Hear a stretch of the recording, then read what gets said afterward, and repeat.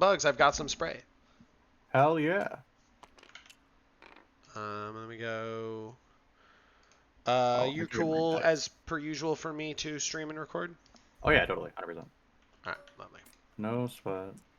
So yeah, what glorious list do you have for me today? It's hyper adapted Raveners with Raveners. Yep, you got it. Biovore Neurotyrant. Where's the zones? Okay, so this will go. The zone. Here. Oh yeah. Thank you. Sorry, me playing against. I'm not familiar with armies in this game. No, you're okay. You've seen it. I've never played against armies ever before. I know you have. I think the only thing in this list that you haven't seen before is 6 Hive Guard with shot cannons. No, I actually have seen it before. They were like, we'll shoot into a Riptide. It was like, all right, but also the Carnifexes are shooting this turn, so only one of these units gets ignored. Cover. And he was like, so I think the Carnifexes need to ignore cover to like shoot the 7-2-1 into the T6 2-up 4-up twins. Right? Yeah. And then he's like, so the Hive Guard just have to kind of go natty into this fucking Riptide, and so they hand the Riptide, a gajillion 2-ups, and he takes 3 damage, 6 damage, something like that.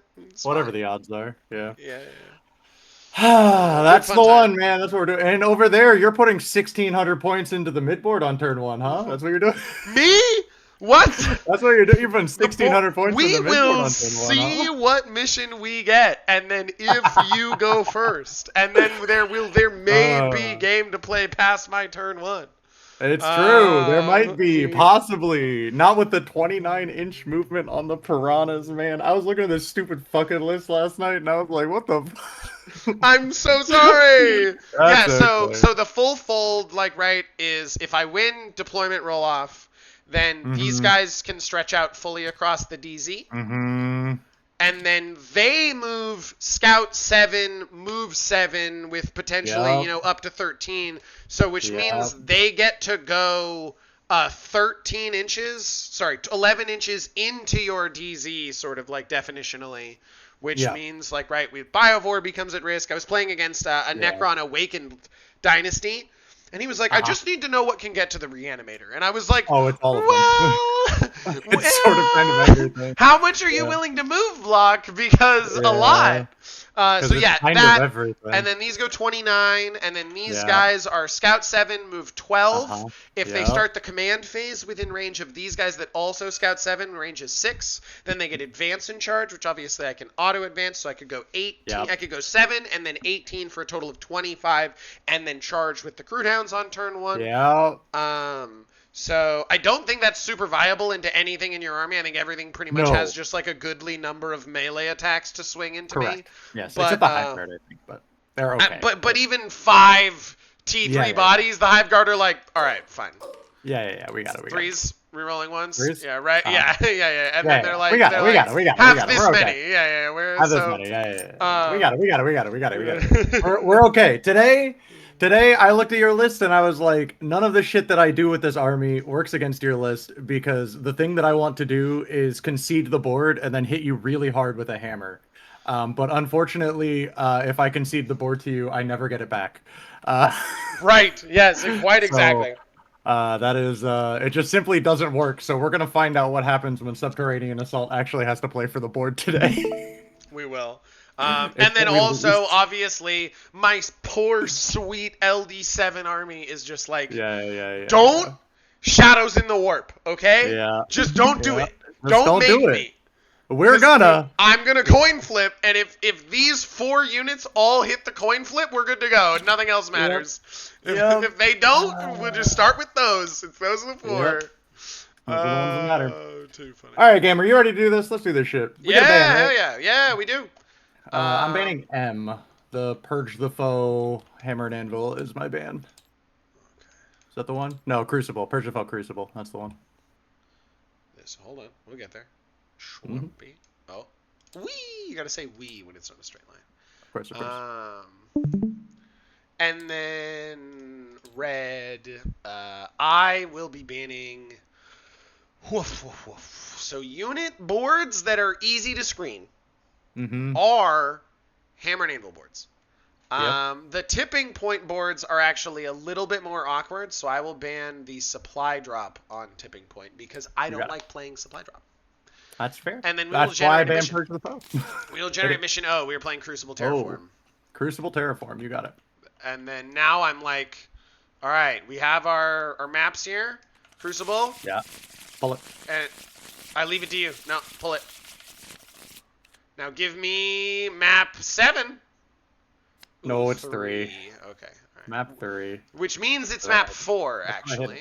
Did I not hit it? I thought I hit it. Hold on. Here, there. There we go. It doesn't sometimes work if it's actually on the. Oh, can I get a quick reload? I got 2 giant fuck ass token counters on the board. I will not reload, but I will rewind time. Yeah. You halfway. You know what I mean. Right on the borderline. It's where I'm gonna stay. It was 3 was the map. Oh, it's already booked. Perfect. And we are good to go. The giant fuck ass token counters are gone. So we are good. Hold please. Let me grab this map. And then we go, one pull. So we did not actually pull 3, which, thank God. There we go. Crucible. Because this is good and fine and great. And we'll be fine. This game is going to be so fucking hard, man. All right. Look. Just consult the dice gods real quick. Go to a little altar, like on your side room, and pray to make sure that I roll only 1s and you roll only 6s, and you're good to go. And you know what? If every game went like that, I feel like I would be good to go. Oh shit. Okay, right, so I'm gonna get some lines up, and then I want to always do my pregame like 4 bullet points, which is number 1. My most important thing is that we have fun playing with our toy soldiers. Absolutely. That is the pinnacle, or as much fun as we can have by getting blown off the board. You know. And then thing 2 to that end is I'm big on playing by intent, and I don't just mean the word of your intent. I do mean the implied intent. I play with the benefit of the doubt that we are both competitively minded individuals who understand the sort of baseline things of like what a 9-inch screen entails. Yeah. And you know, if our opponent is maybe the example I always give is the Demons player whose opponent is like, so I'm going to screen 9, and they screen 9, and then the Demons player drops 5 bigs in their DZ and is like, well, you didn't tell me you wanted to screen 6. That is implied intent, even if it's not the word of intent. And then I roll all my dice in the box. And I play on clock. And I believe clock is a right and a responsibility. And so I always endeavor to play based off game flow, meaning if I am disrupting the game from proceeding for you in any fashion, I'm just going to take clock to myself. Perfect. Like, I'm contemplating something, a rapid, a fucking Overwatch in the middle of your turn, pass to me. And sort of same difference. If you've got something with like invulns and feel no pains or multiple characteristics within the squad, I'm going to shoot you, and then I'm going to tell you the shots and be like, and I pass to you. Perfect. Easy peasy. Okay. Yeah, fine, sounds good. We got it. All good. The only... Yeah, hit it. A 1. A 4. That's better for you. That's good. That is significantly better for me. I am so... We're going to take first deployment, obviously. Yeah. And so then reserves and transports and tactical cards. My tacticals are tactical. Mine are also. We are starting 6 zoanthropes and reserves. And I don't remember what the math is. I think it's 6 zoanthropes, and that is it that starts in reserves? Yes, that is what the math is. Okay, cool. I can technically also start the Hive Guard back there. It's fine either way. Perfect.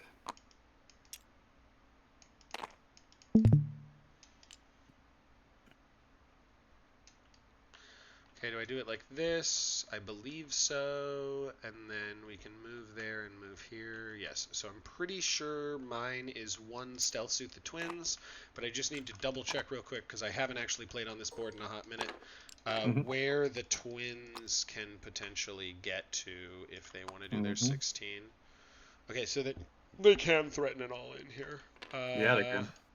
And then in terms of long-range shooting, you have nil. Right. I have just zoanthropes if you want to count 24. No, I don't count 24. I do mean long range shooting. I'm pretty sure Okay. I checked Then and I it have was none. like 24, 24, Yeah. 24, right? Hiveguard are That's all 24, 24 zones is are down the board. 24, and You got it. Carnifexes are 24. Okay, There used to be a T-Fex in this list, and then I got frustrated giving a T-Fex sustained 1 and ignores cover, and I was like, I can't. I don't like it. I don't like can't it. keep doing this. I can't. I can't. He got cut the game after he shot a Baneblade for 21 damage. I was like, it's still not doing it for me. And then I am playing Terraform. Okay, so I will play with the twins on board. Don't throw them all away, me, just one of them. So yeah, it's just Stealth Suits in Strat Reserve for me, and then, sorry, what did you decide on? It's just the Zoanthropes. Okay, also in Strat Reserve. Mm-hmm. Okay. Well, they are gonna deep strike with the holes. Yeah, sure. Absolutely. Yeah. It just means they can't come in on one. Yes, of course. Yeah, absolutely. You have no way to get them in on one because the detachment rule doesn't work on. Yes, absolutely. Okay. So whenever you are ready, I will pass clock to you, and we will begin. Please do. My hotkey is numpad 9, right? That's yes, and numpad 8 to pause, and also you can click the interface either side of it in the top right hand of the screen, and it'll just pass automatically. Perfect. Let's do it. Okay, we're gonna take Death Leaper, and we're going to do the very what the fuck is the word? The very unusual action of actually starting him on a point, because we have to claim as much space as is physically possible. Okay. I think he's going to start in the dead middle of the board, which is unorthodox. That's your clock. To say the least. So where I don't want to have to unearth a lictor from is over here. And I have some reasonable safe space to cultivate that. I don't really have to worry about any charge threat that you have or any shooting threat that you have engaging like this on turn 1 into 10 Pathfinders and doing anything that I don't horrifically devastate you for. Correct. And so thusly I can remain here, and this guy can come all the way back to this location, and I will just triple checky real quick that this line terminates in a spot I like, and it does. And so then, good. And then let me grab the rest of the homies real quick. Bam. Does that fit another guy here? Approximately. Just about. Yeah, it terminates a little bit further, but that's not relevant. And then to be here and here, and then I want to Dogbone.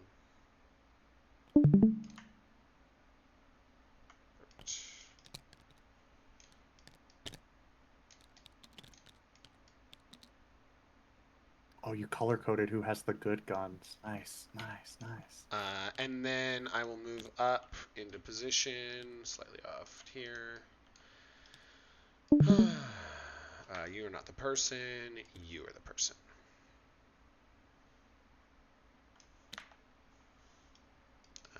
And then you come to here, and you come to here. You come to here. And these guys slam forward as far as possible like this. These guys then whoop, hop. Oh, looks like I missed one of them. And then snap to it. Nice. Oh, I have one extra over here. Over to you. Cool. We are going to take the other lictor, and he has to do the same job because this is the only way that we can do anything this game. We have lictors doing weird jobs this game. Perfect. And just naturally by intent, I want to be clear that the space here is not 9 away from my DZ, so yes, you cannot put a lictor behind me to stop absolutely. me backwards. I had already assumed that was the case. Good. That's just one of those intent things where I'm like, I will say, I'll say it. I appreciate you. That's the one. I think we have to start here. Turn. He's licked. Make him annoying. It's not going to matter because you can move 29 inches and blast me with a Meltagun with a Piranha on turn 1, but we are going to do it anyway for the sake of good habits. Okay. Is this... That is not 9. Okay. That is the most space we can claim, so that's what we have to do. Go ahead. You have a. Is that mine out? Yeah, you've left a spot here. That's. Oh, that is a spot. Yeah, Damn, you're so right. Okay, so we do have to back up a little. Whatever's good. And yeah, perfect. Good. I have mass, so you can probably be even a half inch further up from where you are if you want to be. Yeah, that's fine. I'm going to take clock back to myself now. Yeah, Bam. Please. Thank you. Okay. So then the infiltrate war, she has resolved. You have no more infiltrators. I have no more. None mas.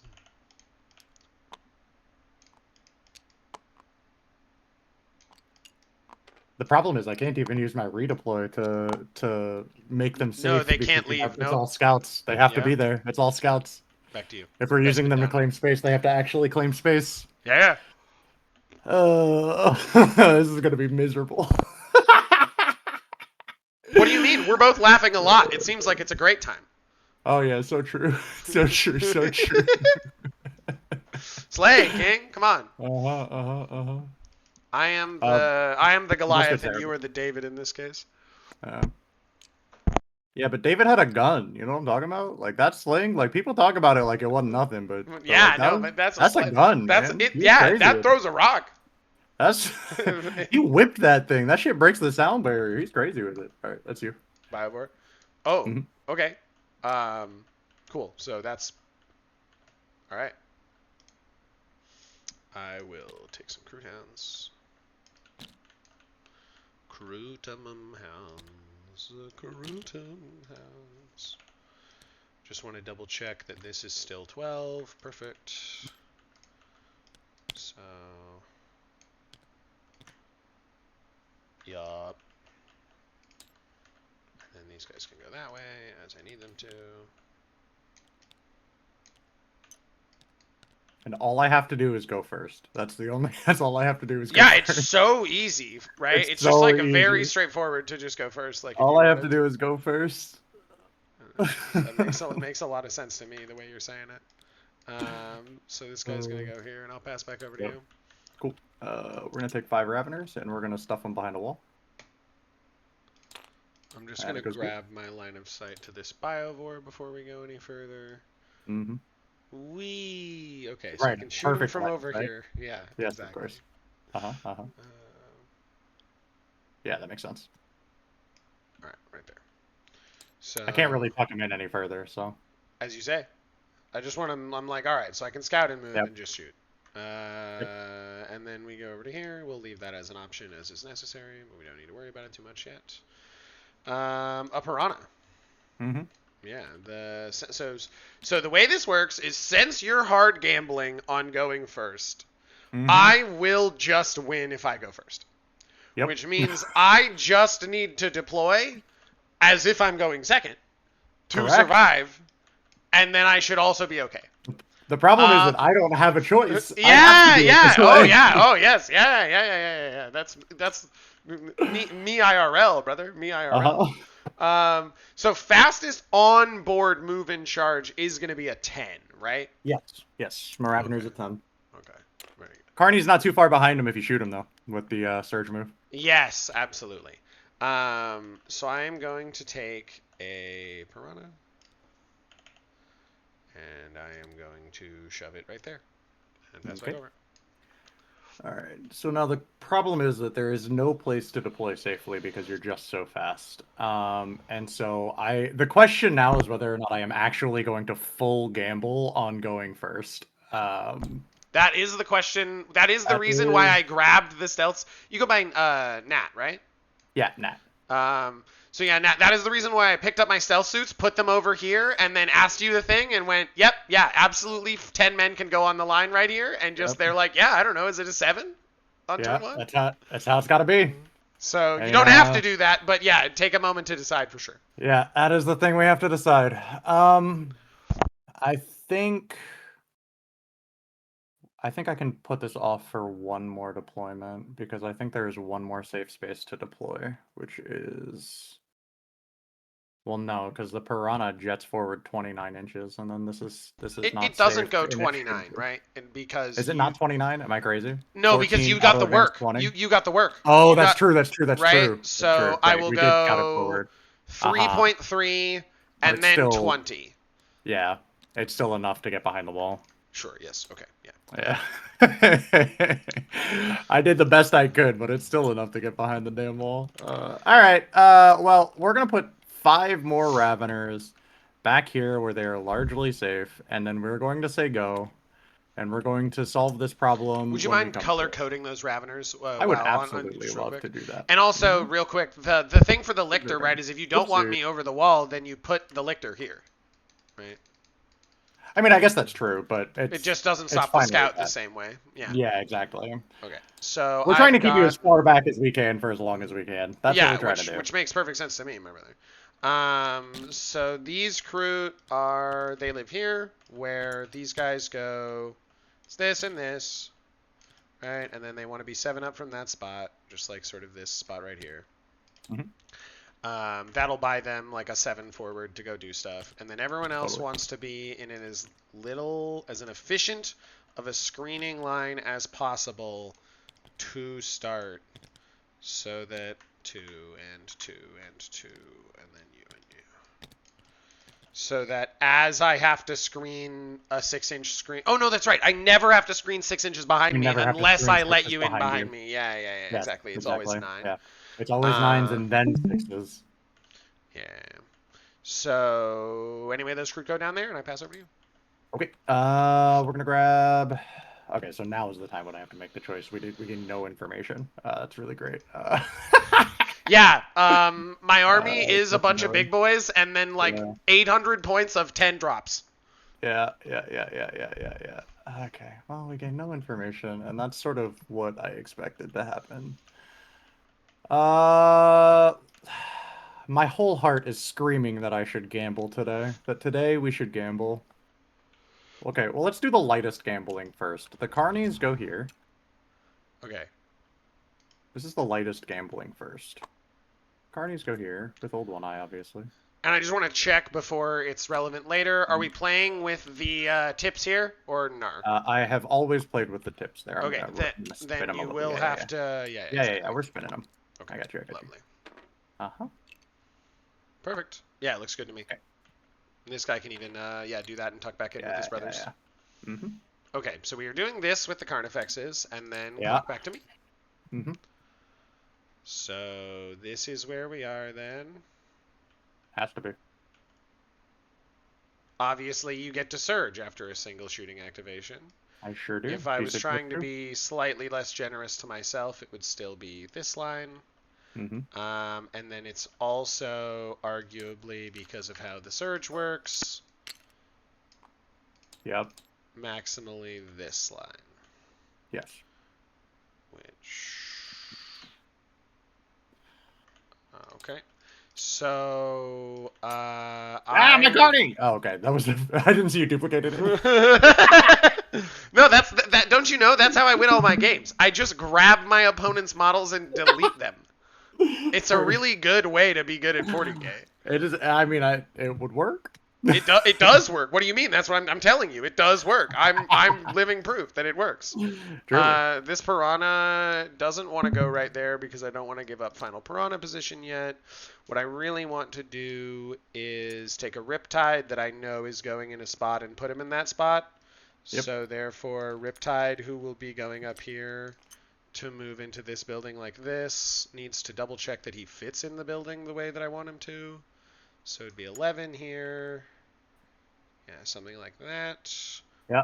Wholly on the board and on the thing. Yeah, and then that buys him this line down here turn 1, and also this line down here turn 1, and also this line down this way turn 1. So that'll be that Riptide down. Cool. We are going to take something. We are certainly going to deploy a model. A moment to question our life choices. I'm constantly taking a moment to question my life choices. What the fuck is going on in this game? What am I doing with myself here, man? I'm doing what I have to, okay? We do what we must because we can, or whatever. Yes, exactly. And by doing that, we are still alive. I've heard this. I pray. Okay, so normally I'm very aggressive with this Swarmlord, but I don't think I can afford to be this game because give him to me. He on average dies to a Riptide. I know he does. That's the worst part. He on average dies to a Riptide. It's a non-zero chance he dies to 2 Piranhas. It's really horrible. Yeah, especially if the Pathfinders, if like one Piranha observes, so the Pathfinders all get lethal. Yeah. Yeah. It has to be here. There's still, I mean, like, you're still just going to be able to shoot him. There's nothing I can really do about it. Yeah, but why him when so many other juicy targets, right? I pray. Okay, back over to me. All right. Yep. I will go downtown.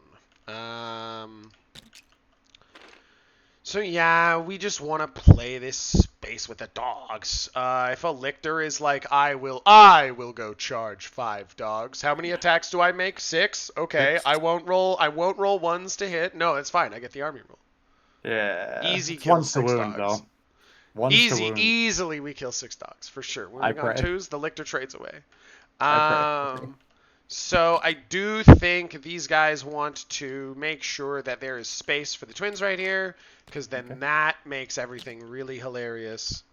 So we want to be like this, and we want to be like this, or like that, because that also means that there's enough space for potential broadsides there. And then we want to take hounds, and we want hounds to set up like so. That also definitionally means there's space for a Riptide there if I do that base placement. Sure. Don't you sure me. Sorry. It's a habit. I played too much Magic the Gathering when I was in high school, and so it's a horrible reflex. Sure, man. Whatever you say. Hit him with the shirt. Okay. No, but it's a respectful shirt. Like, yeah, it's so respectful. Yeah, exactly. It's a respectful shirt. DM, I do that. Hounds come down. I pass over to you. Yeah. You're hound there. Oh, there you go.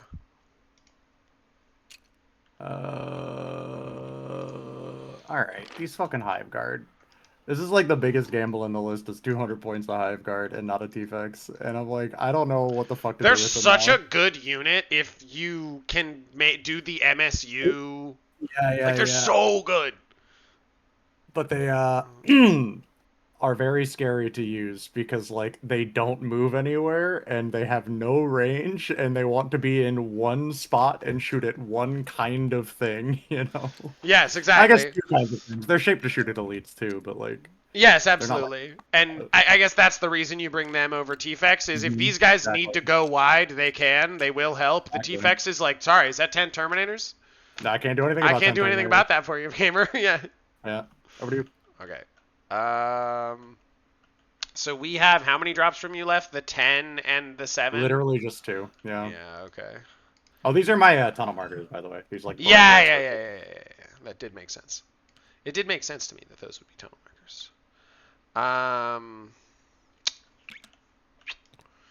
This is hilarious. Yeah. Nothing I can do about it. That's the worst part is there's nothing I can do about it. I'm like, he is hilarious to be over here. Be like, I can auto advance into that. Yeah. And then these guys go 18 guaranteed. Okay, so they would go here and he would go 16. Okay. It's just off 0.5. Is there any chance? Back 0.7. Oh, yes. Hold on. My brain is working. I've played 40k before. Yes. The other way, stick the gun over the wall. Yes. Oh, shit. And then we can come back like that. And now the auto 16 gets us there. And then these guys can still be here. Perfect.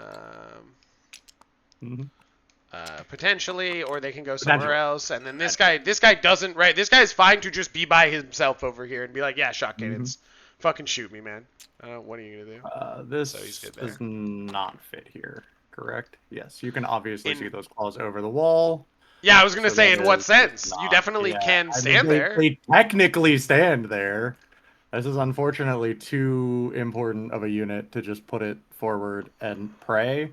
Although, I mean, I have to do it at some point. I have to at some point put it forward and pray, but... Okay, but you... Alright. Okay, yeah. I have safe space. Yeah. I have safe space. I can put them here. and they'll be largely safe. Yeah. I mean, we can a little bit of. Well, and also I was gonna say I don't need those top claws to exist. We can just treat them as if they have regular heads. Yeah, Which means I can still see them with all of the Riptides. It just means that Broadsides can't straight see you. Yeah, unfortunately, the Riptides are the ones I'm worried about. Hey, look, as it goes.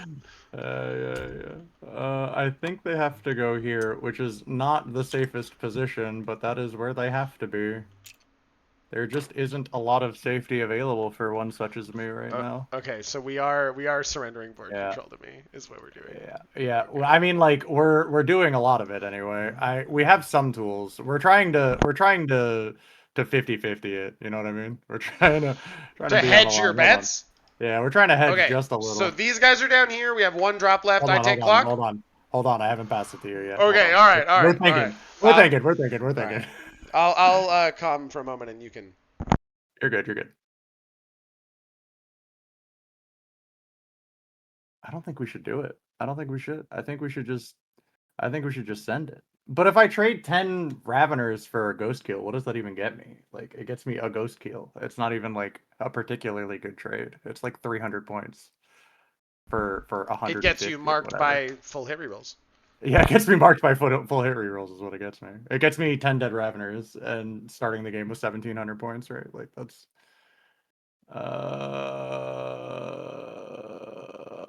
God damn, who made this game so hard? What the fuck? Was it James Workshop? Was it that guy? Was it you? Fuck. Shit. Alright. They're gonna go there. Over to you. You picked the map, man. I guess I did. That's what I'm saying. Alright, so then where's the firebase going? Surely it's like a this, that. Something here, something there. When we play to shoot like this, we can support here. We have a unit that doesn't shoot as the final unit. Oh, do you have redeploys? Do you have tremor senses? I do have tremor sense, yes. You do have tremor sense. Okay, so any three of these units can decide to all in at the last possible moment once you've seen all of my drops. But also, you put the Zoanthropes in strat reserves. And you can't pull them out because that's not what tremor senses says. Correct. So you can't go for a shooting all in with anything other than Carnifex and Hiveguard. And is there any way for either of those units to advance and shoot turn 1? There is not. Oh, well, the Carnies have Assault on their Spine Bangs and Bioplasma. But not the Death Spitters? Okay, all right. Okay, all right, cool. Thanks. Good talk. That's a good talk. Yeah. That's a good talk that we had. This Riptide's going to kind of come down right there. It's, yeah, outline's good. And then because you move 6 and have range 24, I'm going to stand at exactly 30 so that you can't attack me. Totally. And that'll be over to you for last drop. Oh, what does 6 Tyranid Warriors do today? They get shot to death? Is that what they do today? That's what they do today. They have a 5-up invuln in this detachment? Nope. Okay. They get shot to death is what they do today. D5, 4-up save, 3 wounds, you say? That's exactly what I'm saying. I'm saying I'm rolling 6s to save against these fucking Riptides, and I'm dropping them all, and they're dead instantly. That's what's happening today. Okay, we're gonna take 6 warriors, and we're gonna put them in Crazy Town. That's where we're gonna put them. We're gonna take them, and we're gonna put them in Crazy Town. They're short kings. They should be fine, right? Yeah. Which way do they go so that they don't get turbo fucked? Let go real quick. Yeah. It's tail corner. And then everyone else put your tails into the same pile. Yeah. That's the way. We intersect. Right. This guy can then overlap because it's jet bike. You're effectively a jet bike model. Yeah. And this guy can actually turn in the back because he is faster. Okay, or if we were trying to optimize for charges for you, can I get this back? How far can he stand? Okay. He's fine right there. It's 4 extra inches of movement, so he can hop to the front, and it's fine. Why does he have 4 more inches? Clock to me. Why does he have 4 more inches of movement? because the warriors move 6 inches, but the prime with lash whip moves 10. What the fuck? Okay. Yep. All right. That is the guy. All right. Sure. Yeah. Good. Yeah, Great. I mean, that's the text. I don't know what to tell you. I'm gonna go. I mean, I'm gonna go to this Tyranid Prime with Lash Whip datasheet and just look at it and be like, yeah, weapons equipped by models in this model's unit have sustained 1, not a while leading text. And then 10-inch move T5, 3 up, 6 wounds. He's like 2 warriors stapled together, and then he goes as fast as if he had 1 set of their extra legs. So because of that, I am going to then appropriately measure this and that, and go, I have a Piranha over there, so I would like to have 1 Riptide here, because it's very efficient for him to be able to do his like 10, 11, basically to here, and get onto this objective, shoot through here, be holy in the strain piece. So we'll have him over here, just like so. I do need to make sure I have the correct orientation. So obviously, smart boy, put gun through. Move back 3. Down 1. Not through the wall like this. Down 1 is 5, and then I have 5 left. So coming over to here, no, I need to put my gun all the way back. It actually makes it way further. Fuck. This isn't worth a bunch more of my time, but it is worth at least the 30 seconds to go. 3, 5, 8. So that's 13. So that's a 3 plus. Sold. And that puts my gun here. Yeah. It's all you from here. We are out. Yeah. And then who's scouting? This is the really good scout. Just to make that automatic. If I'm planning on scouting, I have information all at once. So if I'm planning on scouting him, I can set that up. Let me save his position and then just be like, I can end anywhere. So is there any version of this that is 6 here? Probably not. Let me go 3. 3? Oh, it is. Okay. It's just a little bit off because of the gun. I can probably make it happen. 3 and 3. 2.5. 0.5. Just barely. And like that outside of 9. Okay. 100%. So we can set up for that scout from an approximate position here. Yep. And then what are the broadsides shooting if I go first? I mean, arguably Carnifex is, but actually it's like weird because they don't really want to shoot that. Because they're T9 and 2 up saves. Yeah, exactly. Yeah, and I'm like, well, that's not actually what we really want to shoot. There's no way through here, so yeah, so they could just like rinse death. There could be like, all right, Death Leaper, we come for you. Which is not too bad. No way to make him spookier. In this Spending 140 points to try to buy all the tempo I need. That's what we're trying to do today, and I don't think that it has worked, but we will see. But yeah, we will actively cultivate interactions, and so and by doing so, have played 40k. Interesting. Is that how playing 40k works? That's crazy. Goddamn right. You're goddamn right.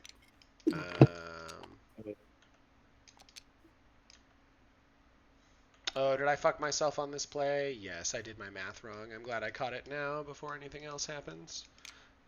Because these guys need to be able to scout, and so they scout like this, and then they go 16. Right, so they also need the auto advance to get over there.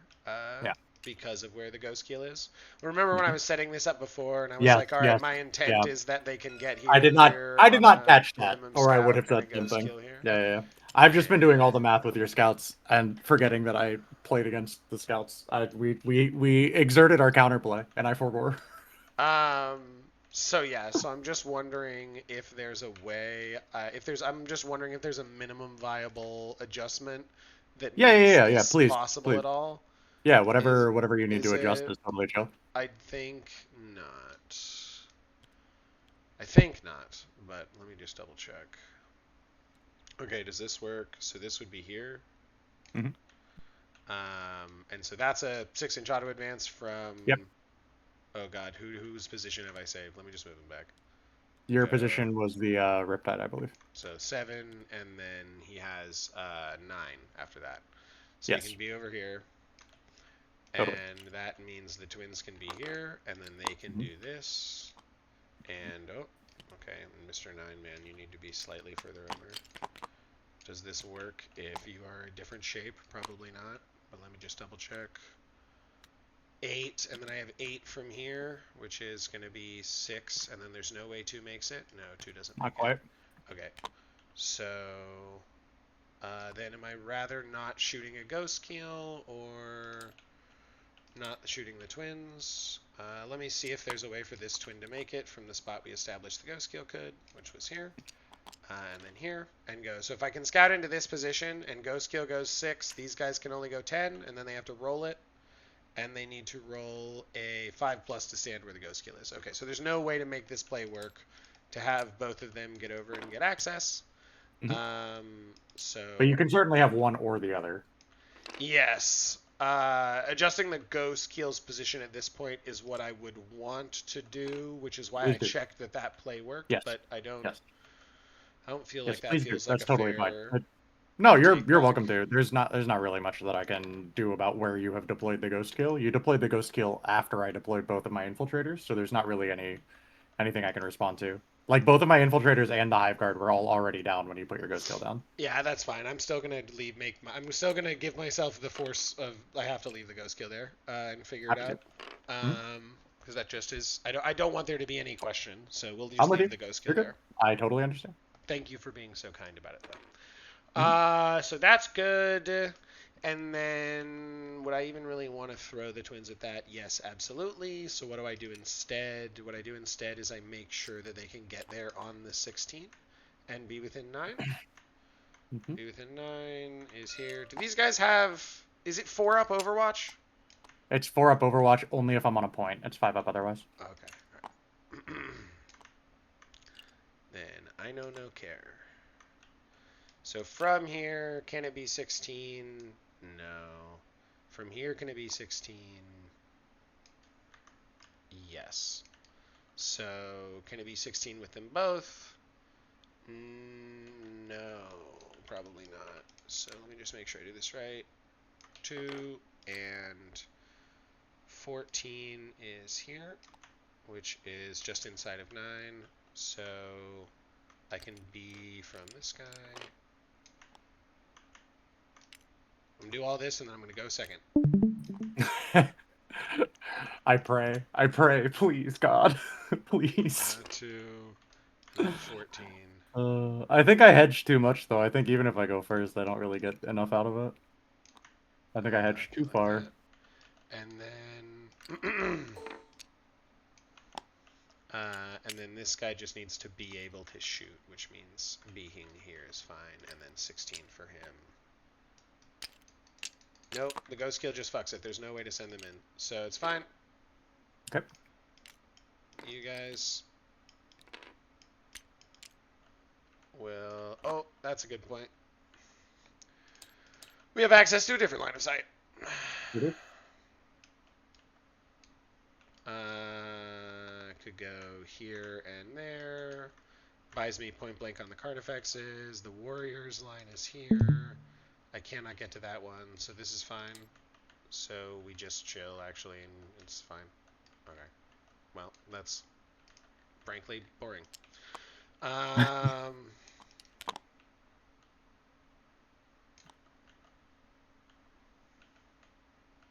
Yep.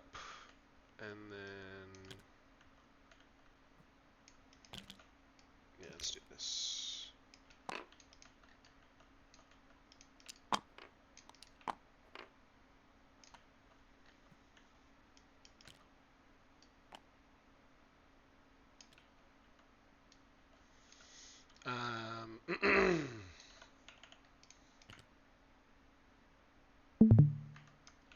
Or is there a chance of getting them into this building?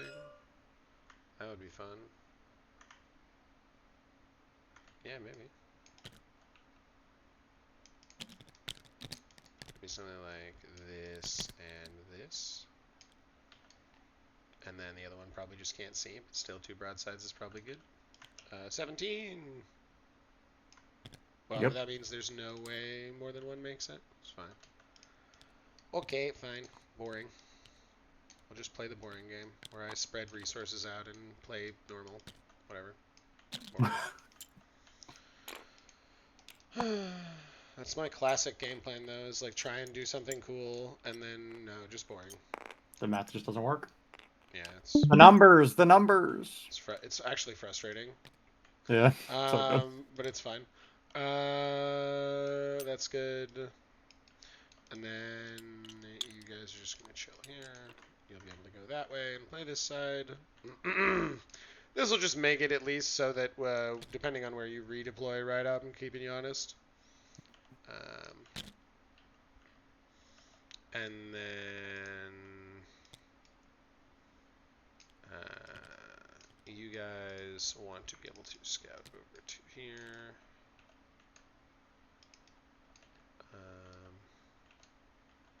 Actually, yeah, maybe the twins want to play this middle. Get killed by Death Leaper turn 1 because I'm really smart. Yeah, I pray. absolutely. I pray. I'll let you have Pathfinders instead. How about? Come on. Come on. So these heavy weapons want to be here so that they can go into the middle and deal with Death Leaper. And then they want to be over here. And then these fuckers want to not break that plane of existence and just be like this. Good little boys. Staying out of the way. And then if I do this, you guys can come 7 this way. Okay, I just need to move this last guy. I just want them to be able to go either way, depending on which way you redeploy. Yep. Is that all my units? Warshaper, you live over here, brother. You beautiful man. Single Piranha.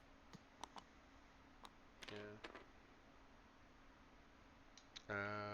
Let's plonk him down like this.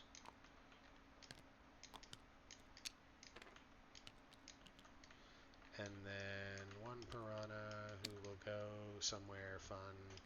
Let's put him here.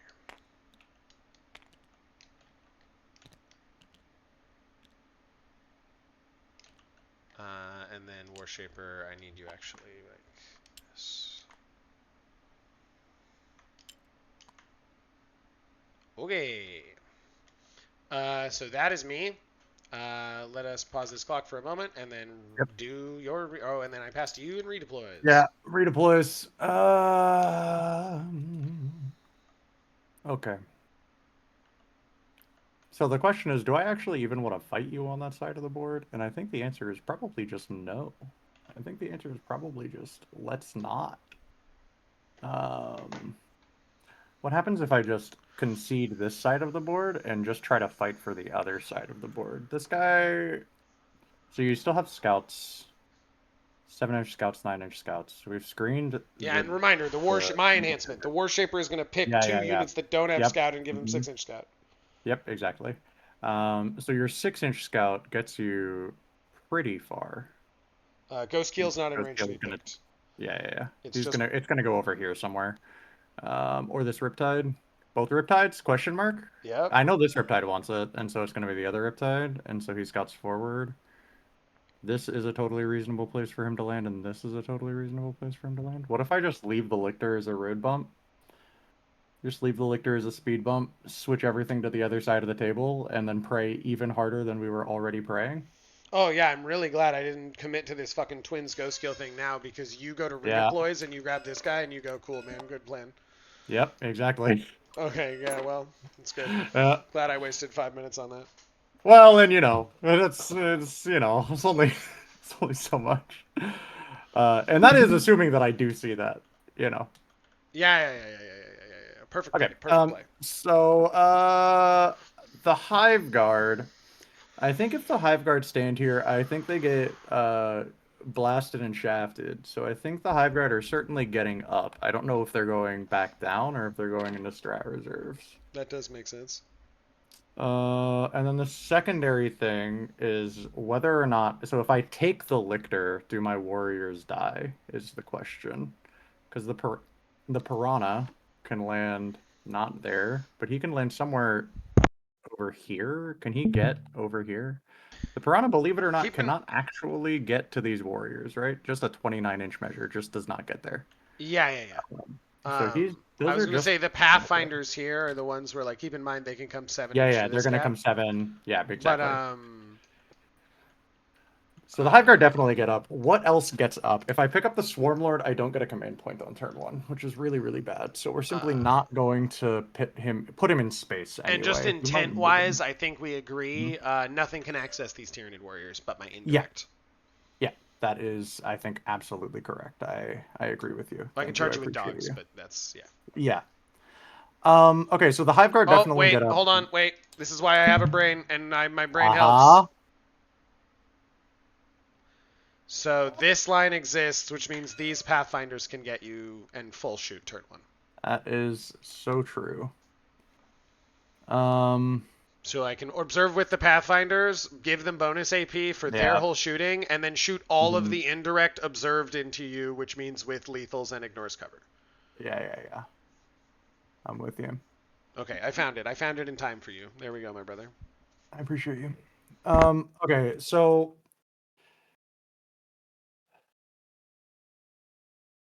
this is like, so we're like just gonna full gamble the entire game on rolling to go first. Is that what we're about to do? I think that's what we're about to do. I think we're about to full gamble the entire game on rolling to go first. You tell me. What do I even get? What do I even get? Is the, like, what are we talking about? Because these guys just scout behind the wall. I was like, my entire army moves backwards if you go first. I know, like, what do you... That's what I'm saying. Like, it doesn't even matter. So, like, what if we just take everything and put it all in outer space? What if we just burrow all of our men underground? What if we just burrow all of our men underground and then... Hide your head. Then? What if we just duck all our heads underground, and then what happens? Okay? I screen 100% of the board if I go first. If I don't, it's probably fine. And then I pray. And then I pray. It's fine. All right. Let's not go too crazy here. All right. Roll to go first, huh? Pause the clock. And I'm gonna save this before anything else happens. This is Aloha S4 groups versus Natnids deployed. Well, I mean, not anymore. Deployed just before this. Yeah, I suppose. we redeployed all of the models from where they were deployed into Deep Strike. Yeah, and we thought really hard about where those models were going to stand, and then at the very last second, we were like, what are you going to do? All right, well, what I'm going to do is I'm going to roll a 6. That's a 5. I rolled a 1. Okay. That's really bad. Well. Good luck. And have fun, my friend. Mm-hmm. Would you throw your name on this player 2 card up here? Yeah, absolutely. Oh, yeah, sure, that's fine. We're good. We got it. We did it. I believe in us. Okay. So I will start with my scouts. Mm-hmm. The real question is, what the fuck did you just do to the game board? I have caused the board to be very strange in a way that none can parse. Can really fathom or parse. Yeah, exactly. You hit it exactly. And you know what? We're gonna take battle shock. You just shadows in the warped me. I'm like, all right, Glyn, just play normal. He's trying to psych you out by pulling all his models off the board. Just play normal. Just play normal. That's all you gotta do. The Swarm Lord. Where's the light of him? Yeah, okay, sure. That's so crazy that you did that. I mean, I'm gonna go for the Bile War, and then and then with the Death Leaper and the Lictor is, I guess, what we're going for as far as. Jesus. All right, I need to take a second. Yep.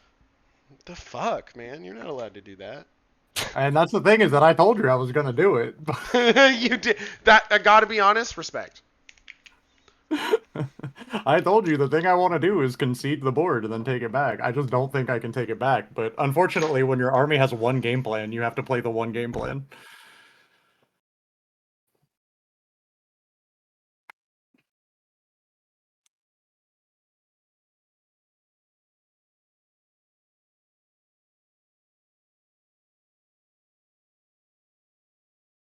All right, let's go to work. I'm going to save positions of this entire army. I am going to give Scout to my lovely Twin Tides. Yep. And just making sure, actually, that I don't need broadsides to be shooting Death Leaper here. No, broadsides can just be come this way and deal with Lictor and hold this space, and that'll be fine for them. Alright. Okay, so here we go. Where are you, Biowar? It's this line? Alright, yeah. Good.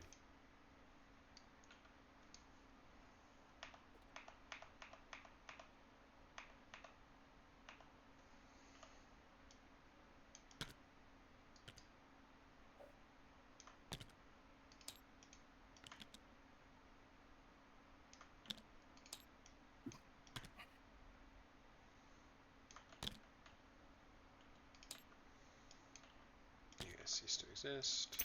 Mm-hmm. Does the quantum entanglement of your models ever bother you? No. I'm very comfortable with it. Understood. I was just wondering. No, yeah. I live in a space beyond time, so. Heard. Alright.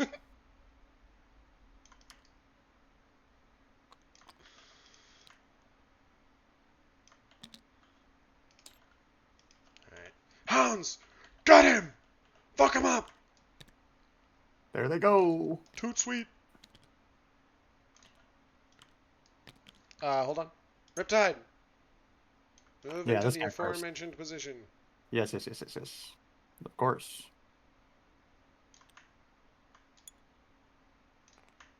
There you go. 9.07. Easy peasy.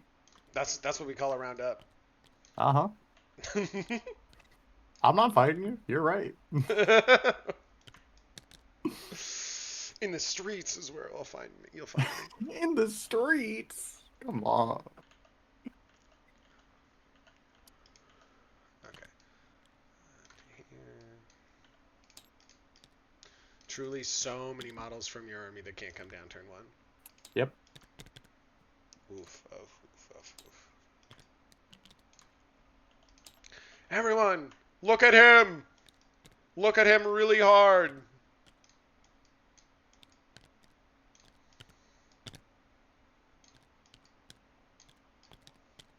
Okay, and then... So how's your day been? Oh, it's been okay. You know, not really much I've been up to. I was supposed to have a show. I do a bubble show for kids. I'm a children's entertainer. I love that. That's great. Bring joy to the world. Oh yeah, I tried to. But I was supposed to have a show this morning, which is why I was like, let's do 1:30, so I had time to get home and get settled. But it got canceled, so whatever. Well, it didn't get canceled. It got rescheduled. It's on the 26th now instead of today. So. Okay, that's better than. But it sounds like last minute, which is always a little bit annoying. I get plenty of work. It's okay. It was never. I had to actually call my boss about it because it was never actually like set in stone. Like it was like TBD, the date and time, and I was like, I'm just gonna let you deal with this. And then he called and got everything settled, so that's not that big a deal.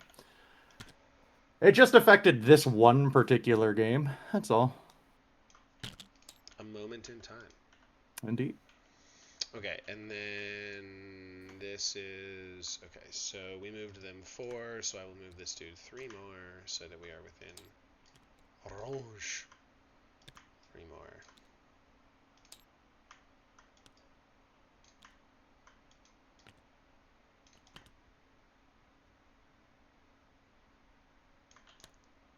Oh, that's not even close to on. Why did I think that would work? Is there a side of this where these crew can walk onto this? Why is my game being so bad at game? Yes. Okay, that's where you stand, idiot. This is just so illegal. That's crazy. Sorry about that. It's all good. I did that the other day. Yesterday, even. I was playing a stupid army, though, so no one cared. Yeah, I'm playing a real army. We gotta. Well, it's a real game, you know. It's a real game anyway. I was playing a game against a friend, so it wasn't as critically important to be on the ball about everything. Okay, so I don't actually think I can do the thing that I want to do here, but let's double check. Because these guys would need to both be 2 of 2, which means we would be here, and then this guy would. Well, I guess I can always move less, huh? Yeah. So these guys have to come back like this. And then now There's not quite in. Yeah. Get out of the way. Actually, wait. He's fine because he's oh, I see. Yeah. So it's like this. This guy to here, and then this guy is just also here. Yeah. Yeah, it's fine. Yeah, look good. Mm-hmm. You can go. This is back where they started, right? Yeah, this is Just about. far back from where they started. Right, good. Because they were set to be able to go back behind the wall on a 14. Yes. Yes. So 11 means they're well and good. Yep. Just making sure again. I'm not trying to take any extra advantage. You're good. I totally understand. Okay. I appreciate you using your rules knowledge for good and not evil. Yeah, I really try. It's kind of fucked. So then I need this guy on this side. This guy has to come to here so that he can be. Actually, no, I get to go next. So why not just stand here? That makes more sense. That's true. And you can't come down turn 1, and you can tunnel, but you can't tunnel 9. And Correct. I am going to schmoove across the battlefield with some swiftness. Yeah, speaking of, actually, if these guys are doing this mid, then I don't need to do this with these guys. They can be over here, which means they can just move less back the way they came. Okay. And they can go be my screen topside. Yep. If I want them to be. So that is 1 scout, 2 scout, 3 scout, 4 scout, 5 scout, 6 scout, 7 scout, 8 scout, 9 scout, 10 scout. I think that's all of the scouts. Yep. So then we'll go to my turn. Why does it say there's... Okay, yeah, 19. No prisoners display of my game. All right, let's go. Give me sabotage instead. Did I cycle display? Yeah, it has to be cycled, not discarded. Okay. So sabotage. Yeah, we'll have sabotage instead, which will be fine. So deployment zone is here, so I'll just do it with probably the twins outside or something.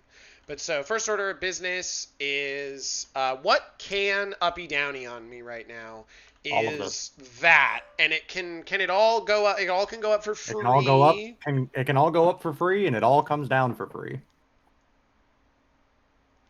Any guns on that? There is exactly 1. Lovely. So time to shove, boys. So Piranha's going to shove like this.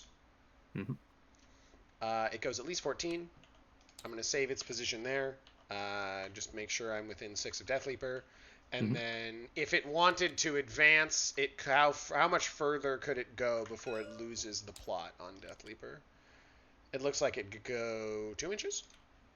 Pretty reliably. And then that is, and these bad boys, no advance in charge, right? So it's just move 10 and then declare a thing. Yep. Yeah, that'll be interesting for them. And then Swarmlord is also move 10, declare a thing. Move 8. Yep. Oh, poor boy. Yeah. Okay, so then it seems like the amount of distance I gain from this Piranha isn't anything, so we'll just like leave him there in case he needs to be eligible for something. I can come back and roll an advance with him later if that's okay with you. Sure. These guys, they move onto this spot. They need an advance, so they will. They will advance for 5. That seems good. Big money. They are going to advance over to here. I saved all of their original positions. Yes, great. So then go to work. Which is... the guns, by the way, aren't actually this big. This is just the only model that exists in Force Org, so I always try and use the base or the first like knuckle of the gun, but it doesn't even extend that far off. Gotcha. Yeah, last we played, I hadn't actually started collecting models yet, which is crazy. My, how time flies. Oh, yeah. So I need to be within 18 with this guy because his guns are 18, and then everyone else is 20. So you can be here, and then... Bivor is T6? Yeah. All right, well. T6 3-up saves for no reason at all.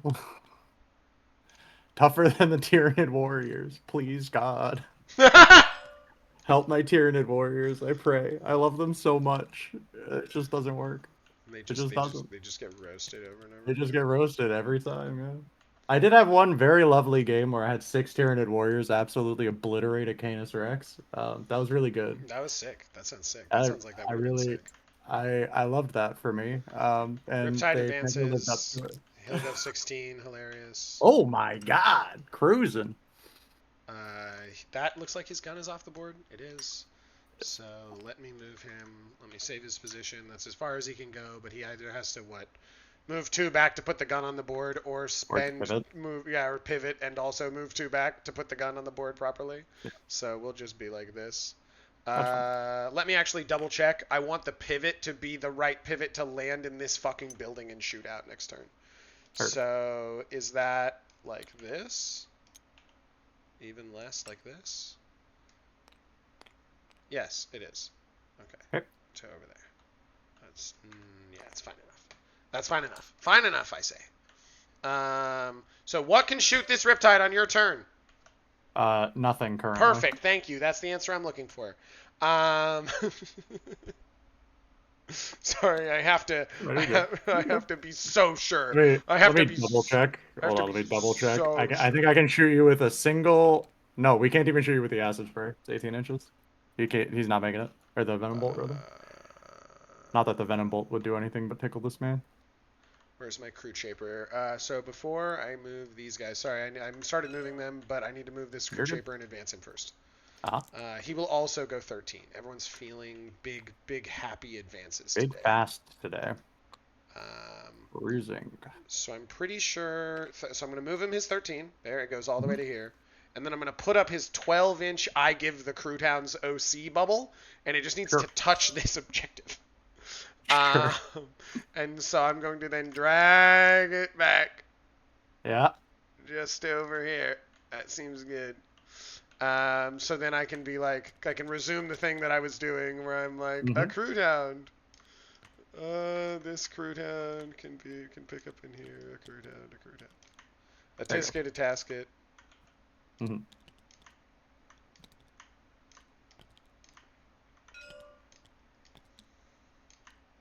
There you go. Perfect. Look at those beautiful boys.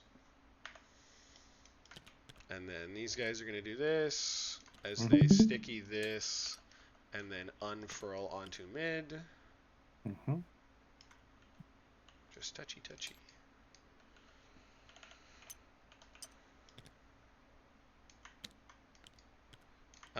And yeah, you're sub-assault, so no reactive moves or shenanigans of any kind, right? Nope. No reactive moves, no defensive strats. We're just on the board. Yeah, just a man. Or a bug. A snake. Just a bug. Just a bug. A bug. A worm. Okay. Can anything fit here that you cannot be Downy, Swarmlord? I don't believe so. Let me just double check. This is no bueno, and the Swarmlord can't pop there. He can't go there without a tunnel. Okay. Can he go there without a tunnel later? No. Okay. He just doesn't. Well, I guess turn 3. Turn 3 you can. But... Okay. I'm not 100% on that. Because I can what I can do to make this better is these guys can just be here. Yeah, that's fine. And then this guy buys 1.6, which means I can be like this. Yeah, and now he never fits. Yep. Okay, perfect. And then the Vespid are going to go. Just some quick touching. Okay, that's all of them. My twins are going to move over to here.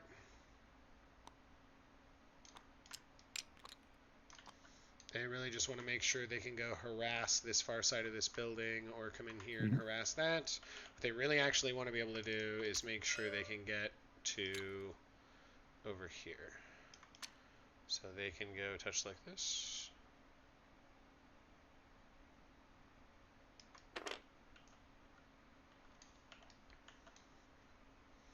Okay.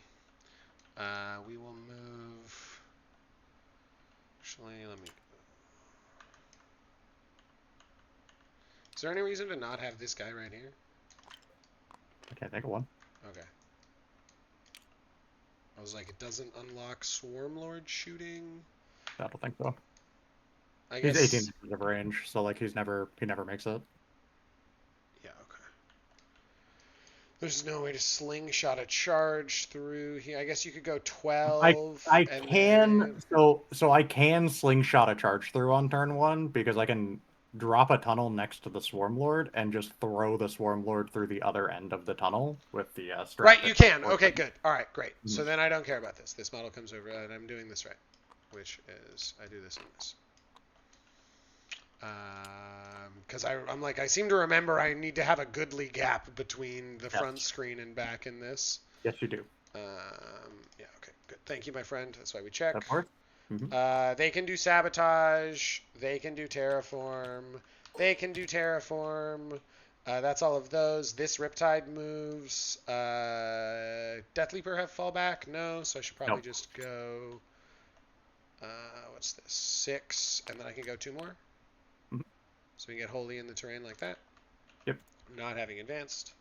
And then just make sure that these all overlap properly. Yep, and then this guy is actually more this. Which we love. And then those guys are there, and these guys are here, and he's here. And then this Riptide is like... I am feeling an advance as well. I'm feeling an advance, actually, because the other guys have not advanced.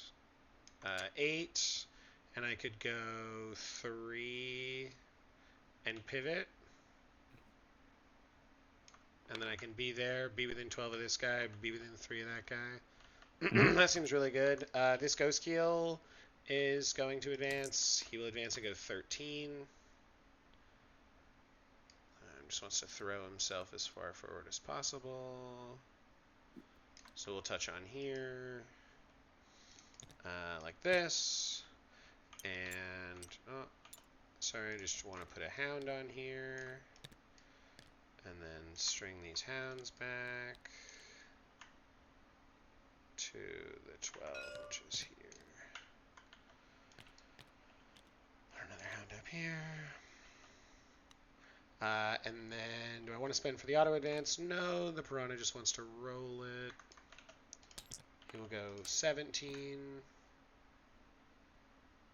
to here. So 16.3.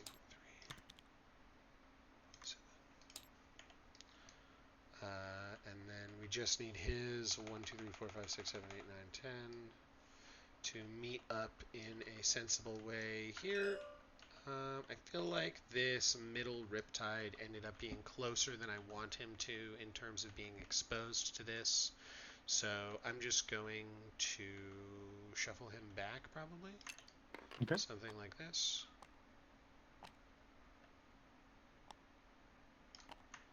And then we still have access to both of those. These Pathfinders still have access to both of those. And then I think this is the moment where I decide that this Piranha is actually going to move in advance. Okay. Because I want to push you further away. Mm-hmm. And am I willing to risk rolling a 1? Let's check exactly here. The 10 puts you like this. Yeah, something like that. And then currently this is where you come down.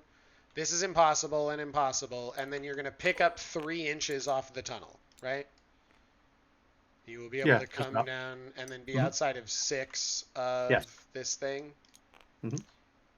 But you can't go more than 3 inches closer, right? Because the... I guess no, because that's how math works. Yep. Right?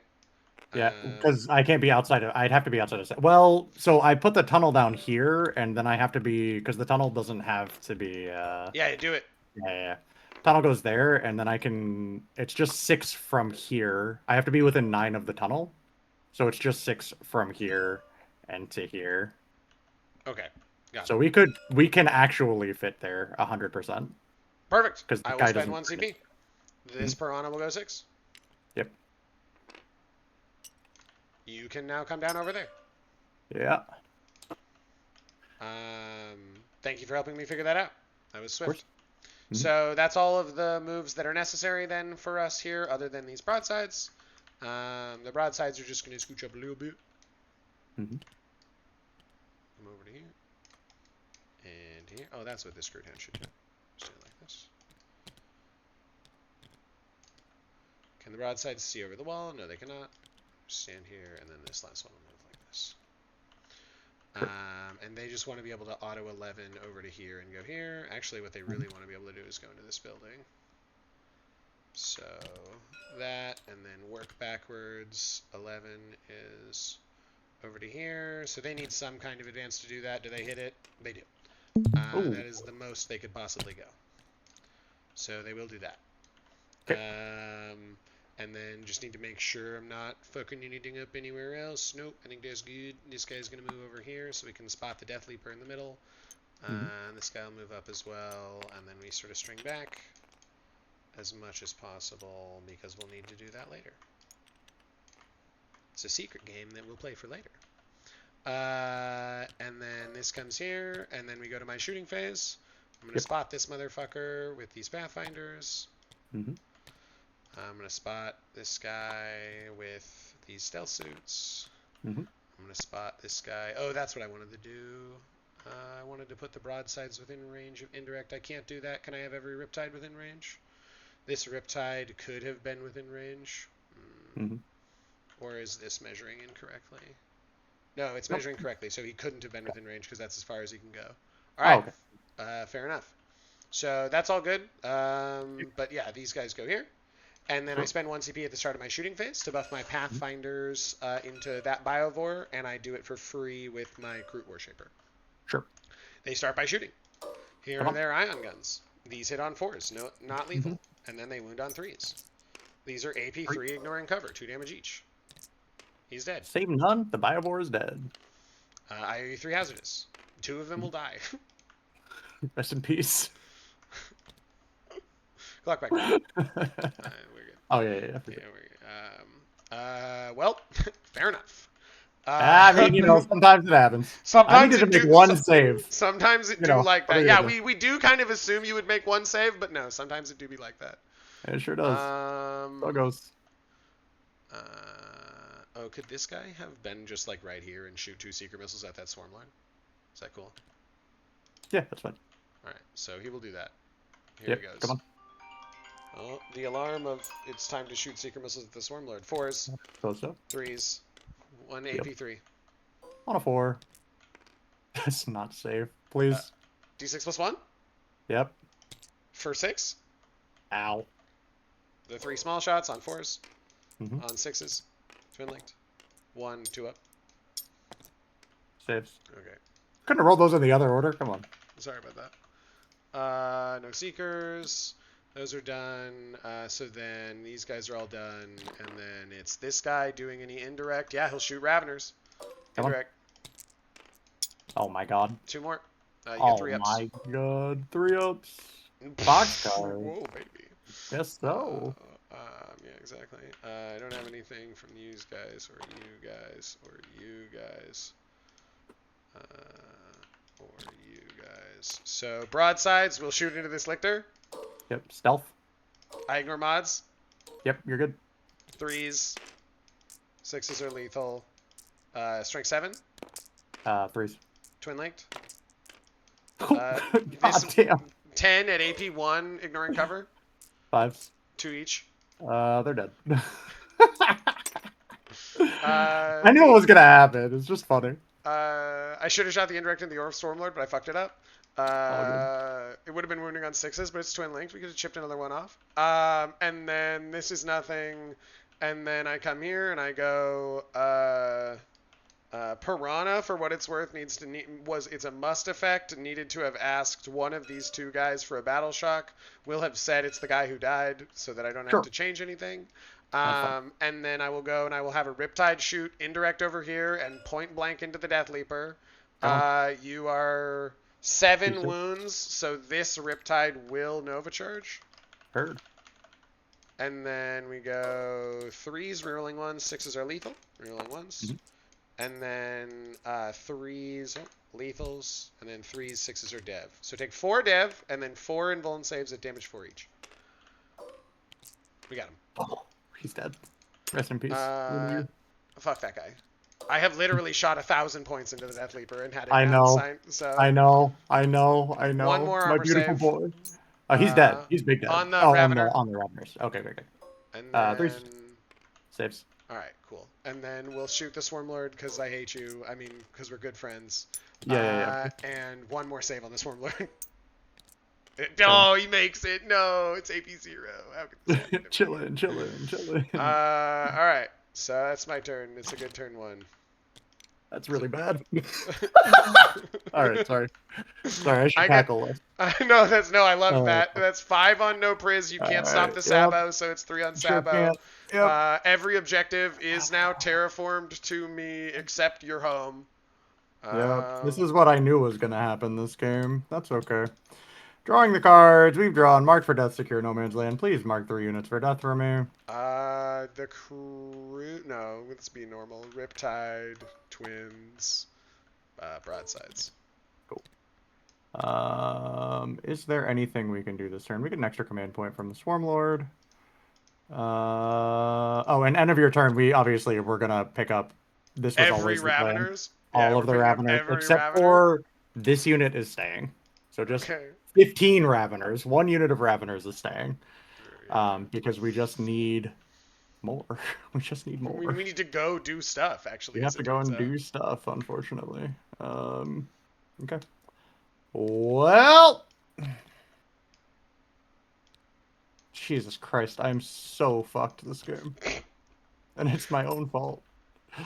Alright, well, let's go to movement. There's not really much to do except to do it. Because we just can't claim enough space. This is... I almost changed this list last minute so that I had a little bit more stuff to claim space with, and it would have been very good in this particular matchup, but that's okay. We'll talk about it later. Talk about it later. Not right now. Hey, you've got 32 minutes up on me. You can do whatever you want with your clock. I suppose so. Raveners, they stayed on the board to go and kill these 10 Pathfinders. That's why they stayed on the board. So they should go and do the thing that they stayed on the board to do. So they're going to walk 10 inches forward. Please. Thank you. Does it matter where the Swarmlord is standing? Not really, because he's just going to teleport. That's just going to be what he does today. Did he battle shock? He does need to battle shock. It's 3d6. Hilarious. Oh my god! Are you serious? That's why I asked, man. Because the Nids players, right. they be battle shock. I always forget. Yeah, you're right. Okay, well, in that case, I guess he has to walk forward because he cannot teleport. Right. Important to know. Yeah. Critically important that he was battle shocked. Okay. That is not legal. That is legal. He just has to stand here. There's not really much else to do. It is only a 7 because my hull exists. Hurt. I'll take my 7. And there is no sneaky way to get more bugs on you. There's no sneaky way. I can't sneak more bugs on you because you were thorough and good at the game. Yes, we screened, right? Remember when I moved this Piranha, I was like, I'm pretty sure I might need to advance this later, but I'm not sure if I need to roll it. Yep, you were right. Can we still sneak in? Because this is 6 inches, right? So from your hull, we can still sneak in. Oh, from this guy? 1, 2, 3, 4, 5, 6. I don't think there was a way for you to screen this. Because we can land Raveners here, and then land 10 Raveners in this general vicinity, but I don't think. Yeah, because the Piranha would have had to end over here, and then I could have landed here anyway to screen this. If you say so. Know what I mean? I'm just trying to make sure I wasn't an asshole. That's all. Could I have landed here? Yeah, you certainly could have. But then I could have gone from the other side at this Riptide, right? If you say so. I trust. You were the one who helped me figure it out before, so. Yeah. That's why I'm trying to make sure I wasn't an asshole. We definitely said that the 6-inch auto advance solved it, so. Yeah. Nope, you're right. If it doesn't, there's actually not more I can do, Nat, and so you just get to do whatever. I can't do more than that. All right, well, we'll take what we get. Yeah, please. You are also a good player, so you see a thing that exists, do it, my man. Fucking do it. Okay. All right. That's movement. We have to land. So these Raveners are going to land. These are do keep in mind, by the way, if you're measuring to the Piranha, you need to do 7 and yeah, 10. yeah. Mm-hmm. 7 and 10. I'm with you. Okay, so this is approximately correct. Perfect. So these Raveners are going to have to land here-ish. This is chill. Turn him around a little. Turn him around a little. Okay. This Ooh, doing a little show, a little spin. I know he spins. It's crazy. Okay, so this guy's gonna land over here somewhere. This tunnel goes here, 9 inches from the tunnel.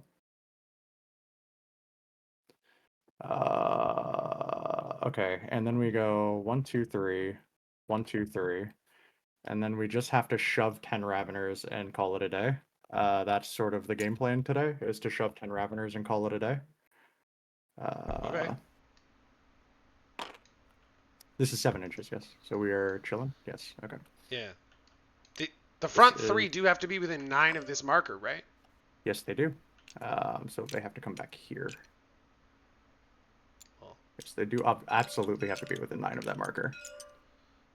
Come on! There we go. It's a 9-inch charge anyway. We got a 6-inch deep strike, but we got a 9-inch charge. The prime goes here. Is there a way for them to land better? There is a way for them to land better. We just have to land the whole shebang about 1 inch to the right. Does this work? This is chill here. This is chill. This is not chill. This is 8.5 right here, by the way. This is hurt. So we just need to be in the corner here. And we're chill. And then this needs to be 1 inch. Is that good there? Yeah, I agree. 1 inch. Yep, absolutely. That needs to go there. And then we're in the big teal circle. As long as we're in the big teal circle, we're okay. In the big teal circle, outside of the pink circles, and then we simply pray. There is not really anything else we can do. This is the only foothold back into the game, is if this charge lands on this Riptide. Yes. That's the only way back. Oh, no, it has to be this Riptide, because it's a 6. Okay, we have landed. Got it. I'm not overwatching. I'm saving. Hurt. So we're gonna shoot our Venom Bolt. Venom Bolt is gonna go at the Kroot Carnivores. It's a D6 plus 3 shots. Strength 6 is on 2s, I believe. Yes. Stealth. Stealth. It's Torrent. Yeah. Then T3 on 2s, absolutely. Yeah. 6 AP1. Ignore cover.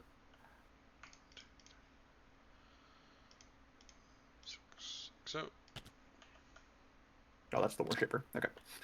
That is that. Swarmlord is just out of range of anything. Would you mind, Matt, by the way? It looks like 2 of the Raveners are having some sort of sexual interaction there. They are indeed doing that. That is clearly not an acceptable thing for this family television show. Yeah, exactly. Thank you. You're absolutely correct. Absolutely unacceptable for a family show. Is that Joe? That's Joe. Yeah, and you even have a little bit more space on this side, I think. Let me just double check here. Should be chilling. Yeah, we had to shove back right on the nose. But okay, it looks cool. Perfect. Okay, Swarmlord is going to take a pot shot at the Piranha. It's D6 plus 2 shots, I think. He's Torrent. Yeah, it's Torrent. It's D6 plus 3 shots. 5s. 3 AP1. I don't think it actually ignores cover. It doesn't matter. I take 2 damage. Take 2. We did it. All right, big charges. Swarmlord into the Piranha. He is looking for a 7. Please, okay. God. That is a 6. We do not reroll this. Fair enough. Yeah, we don't, because we have to take this charge on the Raveners into the Riptide. Looking for a 6. That is a 4. We are rerolling that. And thank God. Only so much I can do. I'm rooting for you here, Nat. I'm rooting for you. Only so much I can do. Okay, all right. 7 inches. We're not even going to get all of the Raveners in, unfortunately. Yes, and obviously I'm considering a heroic here. Yeah, of course. Because if the Pathfinders run through my model and make a little nice ball here, maybe you're not even attacking the one Riptide. Yeah.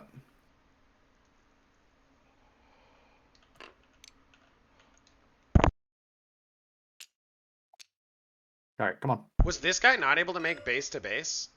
He's not. With the 7? No, he was. Okay. I was just a little lazy about it. These guys were not, though. Although the Prime would still be able to hit you. Okay. So, yeah. All right, I'm not staying out of the pink bubbles anymore. There we go. Okay. That's your decide if you want a heroic. Yes. I need to save this Prime, move him into base to base, and then go, does this guy make it? Does this guy make it? Does this guy make it? Does this guy make it? So you lose 3. You lose 3 Raveners. Who's this guy? Oh, that guy needs to... He needs to come over here. There you go. There you go. So then we lose maybe... We lose maybe 3 Raveners still, maybe 4. Depends on our clumping, because we're going to get 3 in base to... We're going to get 3 in base to base max. And then it's probably 3 or 4 behind those. So 7. Do you have a strat here that boosts your damage? I don't. Okay, but how many of these guys are attacking right now? It's 7, which means it's 21, 24. Yeah, it's 24, 3-0 rolling sustained. So then, yeah, you're hitting this Riptide like 12, 14 saves if I don't do something. So I am going to do something. I am going to, because the 1 CP for the full hit rerolls should not matter for killing this squad. So I'm going to spend 1 CP and heroic with my Pathfinders. It is unfailable. How far do I go? I will go 10. Oh, God. No, what a nightmare. Okay. So I want to go 7 and 3. I think actually maybe that's a little far. Let me make sure. 7 and 1 and 1 and 1. Yep. Okay, perfect. And then goodbye, Pathfinders. This is you. Yep. You're doing a beautiful job right now. Yeah. They are gonna fucking die, but unfortunately that is not the juice that I wanted from that squeeze.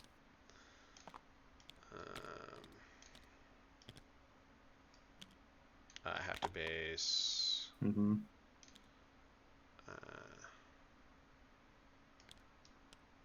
Base. Oh, is there no coherency across this? There probably is. Not quite. There you go. Yeah, there you go. And then he can't base, so I will just put. How does this work? Damn. If I move all of these models over here and they have to base, then this has to base, then this just like doesn't work, right? So I have to do it. I have to be able to do it this way. Mm-hmm. Okay, perfect. So thank God my unit is huge. Because we will assemble coherency. Indeed. I'm not 100% sure this is right, but I know I'm not doing it wrong. It looks approximately right. That's all that really matters. Right. This guy's just out. From here, I just will let's go this and that. Yeah. Hit him with the crisscross applesauce, of course. There you go. Chill. Okay. That's the only charge. Fights. Piling in.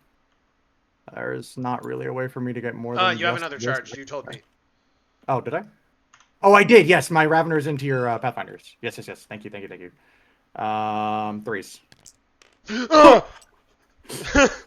They're in. Don't panic. They're in. It's all good. They're gonna get in on the pile and everything. My man's charge rolls a 6, a 4, This is why we switched from VO to this so that I only had to roll 6s. But Jesus fucking Christ, it's a nightmare.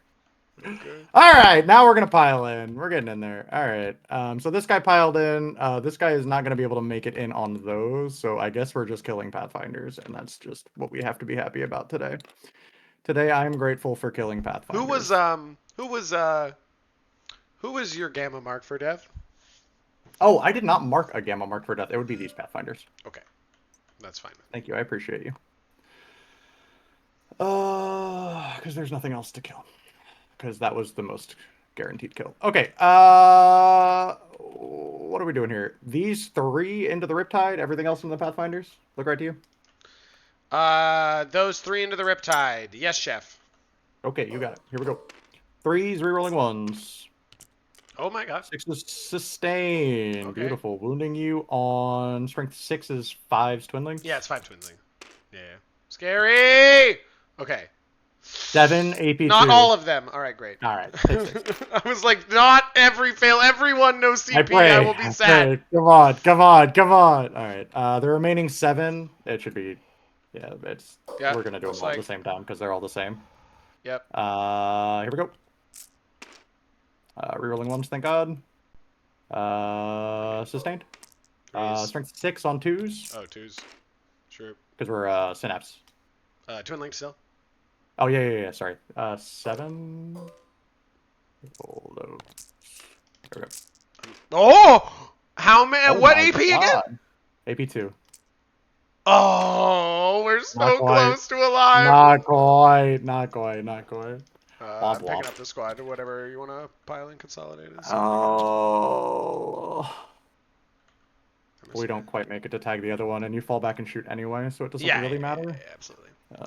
So we're just gonna hang out. None of this matters because we can consolidate forward, but you can always find the line because there's nowhere to hide.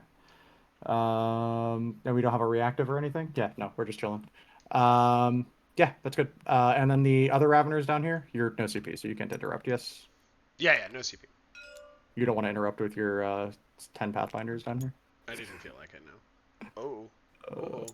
He's in. Don't panic. He's in. No, we are gonna miss one though. Wait, no. Because he stands here. No. Come on, no, come on, come on. Why did we roll a 3? No. Wait. All right, 4 of them. Here's 12 attacks. Thank God I hazardous. Otherwise, we might. Yeah. We're not getting them because these are not sustained. No, I'm exactly at 8. So we just need to wound all of these, and I fail every save. It's still possible. We are twin linked still. Okay. Okay. Nope. 6 saves. AP2. It does kill 6.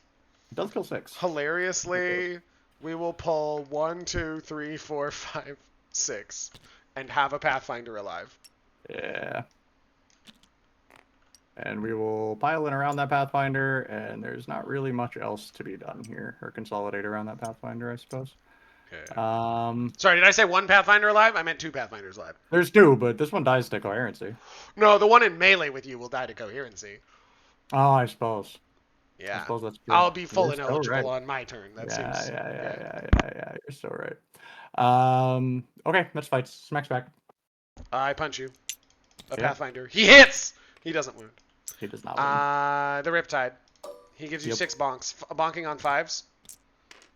Okay. Bonking on 3s. Okay. AP 0, 2 damage. It does 2 damage. Lovely. Thusly are my bonks.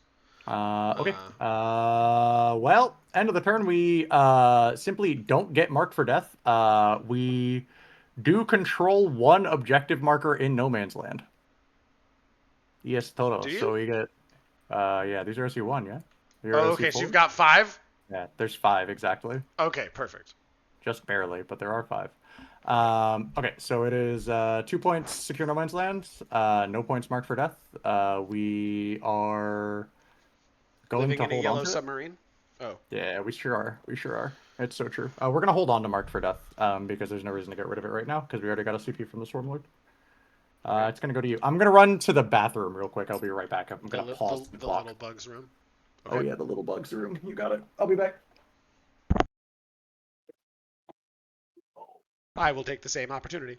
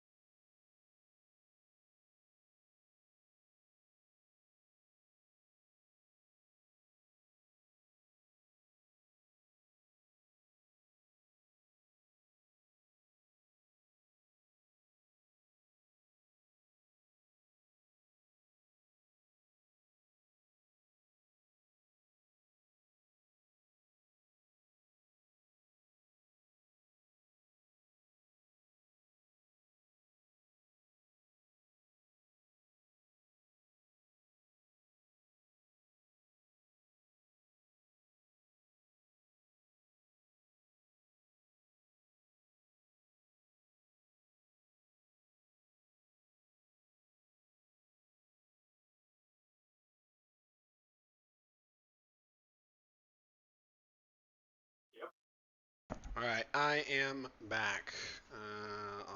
I'll just go. I can do some admin stuff for coaching before Nat gets back. Okay, I'm back. Oh, Swift, lovely. Gonna pass the clock here. So please pass to me, and then understand that I am picking up the Vespid at the end of the fight phase. And then now begins Operation None of your units in reserve enter the board. Yep. Because that, respectfully, is the only real way to win this game. Correct. You'll not catch me arguing. And I think I can I'm pretty sure, because there is no units here or there, I can just teleport behind you, kid, and then walk on top of you. Yep. And that will be that. Yep. If it happens, it happens. Because there's one tunnel, right? Yep, there's one tunnel. Just planning to spend an hour doing it right now, Nat. Sorry, that's why I'm that's why I'm saying it. I'm like, all right, me in the next hour, because you won't need to play a turn. I mean, wait, shit. Rude. No, you're okay. You're okay. Rude. So it's the only way to win the game. It's true. All right. So these Vespid go up. I mean, there are other ways to win the game, but it is the only way to and most efficient way to win the game. It's the most efficient way to win the game. Yes, exactly. Yeah, for sure. Okay. So then we go to my command phase. I draw my cards. Yep. I get behind enemy lines, assassination, and then I pass to you. Shadows timing. I know. I guess I can shadows. It's true. And it is best practice, if for anyone watching, if you are playing against NIDS, after you draw your cards on command phase, the next part of your command phase is the abilities phase, when NIDS has to decide shadows, and you can sequence it where they decide first, so you just immediately pass. Draw the cards. There you go, NIDS player. Those are my cards. Yeah. I don't think that shadows does anything here. If we battle shock you off of this top objective, we're just losing so many points because you got to terraform everything on turn 1. There's just nothing to do. We're just bleeding to death. Right, yes, I should mark up my terraform points here. Yes, please. Yeah. We're just going to bleed to death, and there's nothing we can do about it. Okay, even calling the shadow here doesn't do anything. It might prevent some 6-inch advances, which is going to be annoying, but the problem is that I think you just kill everything anyway. Yeah, we're going to call it. Let's do it. Okay, so then we take clock back to myself. And we go... going top to bottom. I'm starting top to bottom, yep. And I have... Is there anyone within range of Synapse, real quick? There is. This prime is a Synapse bug. Actually, I don't know if the whole unit has the Synapse keyword. Hold on. I think it is just him, right? So I'll start at the top where we know it's not Synapse and the Neurotyrant isn't on the board. So, Riptide fails. Heard. The twins. Becoming Battleshock is after their sabotage, but they are not. The dogs are. My single Pathfinder is chilling. My 4 Kroot are Battleshock. It is indeed just the prime that has the Synapse keyword. Cool. So Riptide here is good. Yep. The Kroot Warshaper is good. Yep. The guy who is on an 8 fails. Is shocked. I got you. Then my dogs. I hate the Hutper tokens. I like the cat. I'm so if you sorry. Don't mind. I'm sorry. Here, I'll take the cat. The dogs. They are shocked. Yeah. And then the stealth suits. They pass. Good boys. And then the broadsides. They will fail and be shocked.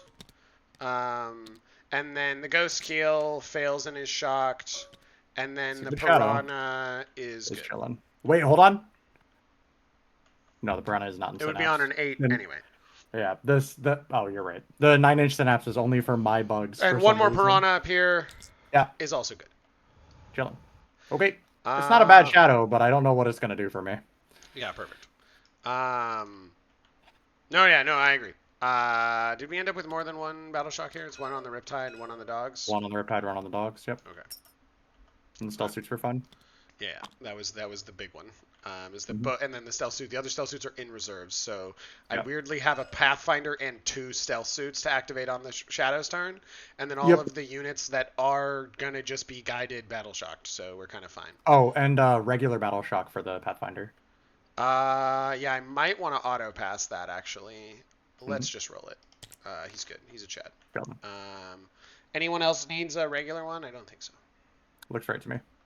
And then I'm leaving the tokens out for Mark. Oh, the Kroot. Yes. Oh, no, they're already battle shocked. They're chilling. They're already okay, they're already battle shocked. Lovely. Yeah. I didn't mean to do that. I do want to double check and go assassination here, behind here, behind here. Yeah, okay, we're good. Looks right to me. And then I hold this with the Piranha miraculously. Yes. And then I hold this with the twins. So I get a 12, so we go to 15. And then we start the movement phase, and I do believe it is this unit of hounds that I will activate. So the War Shaper at the start of my movement phase is going to unbattle shock a Kroot unit within 12, because he's a good little boy. And so I'm just like, do I need to do it to these Kroot back here, or these Kroot Hounds up here? And I think it's better to do it to the Kroot Hounds over here. I think they will be more efficient users of the being not battle shocked than the Kroot in the back. And then the broadsides are just going to are pretty much going to absolutely rinse this unit. I have a Riptide that has to desperate escape if I want to shoot them with everyone else. I mean, yeah, I don't have a thing that I can do about that other than do it. No. The thing that I will do is I will move him. I will move the couple of units away so that if he dies on the desperate and then explodes, I don't kill all my own Kroot Hounds and stealth suits. It's a good little optimization. Yeah. So we're gonna save all of these unit positions. Why won't my come on battlefield be normal? Save. And then I'm gonna save the game. Sure.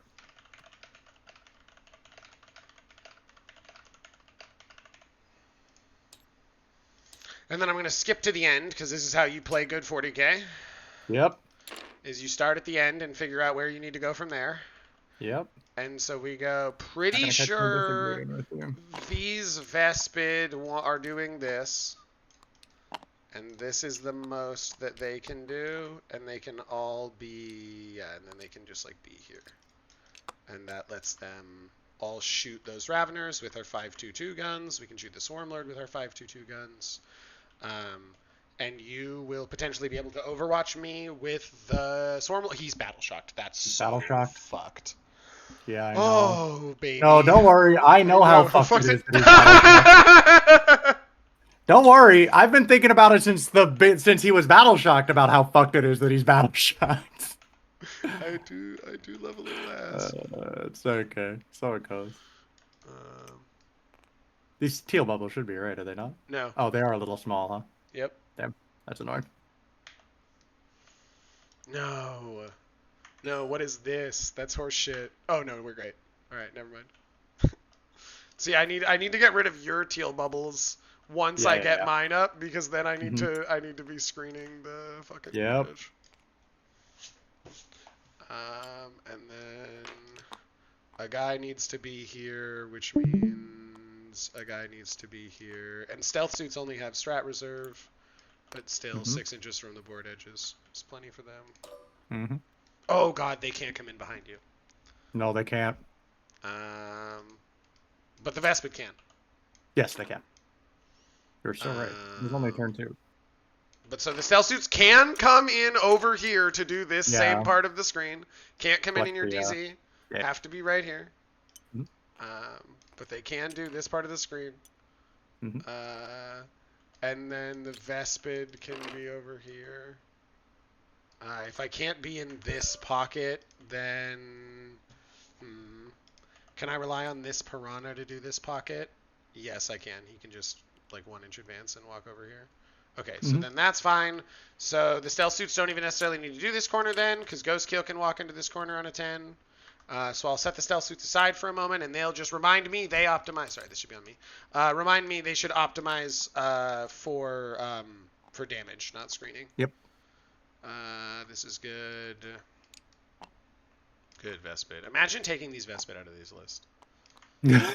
Are people doing that? That's yes, crazy. Yeah. They're like, I don't need the Vespid. It's teams. I'm just gonna Their table. gun is fucking crazy. What are you talking about? They're deep strike and they have a crazy fucking weapon. That's wild. Yeah. I wish I could deep strike a fucking 5 strength AP 2 damage 2 weapon behind people. It would be good, wouldn't it? It would be. Okay. They don't let Tyranids have fun toys like that, unfortunately. No, they really don't. Okay. So then this over to here. I'm so fucked. It's ogre. Right? It's ogre. It's done. Right? So this is here. This is here. This Pathfinder links up with this, which makes that. And then this is screened. This is screened into the backline. The stealth suits over here roll their advance and roll the minimum 1 that I set them up to screen this backline last turn because I'm a good boy. Indeed. Can I be? That's fine. That's good. That's effective enough. Mm-hmm. And then this guy will. I assume you have a model that is not. I don't assume you don't have a model that small. Correct. And fortunately, these guys with their 7-inch move can just be doing this. Mm-hmm.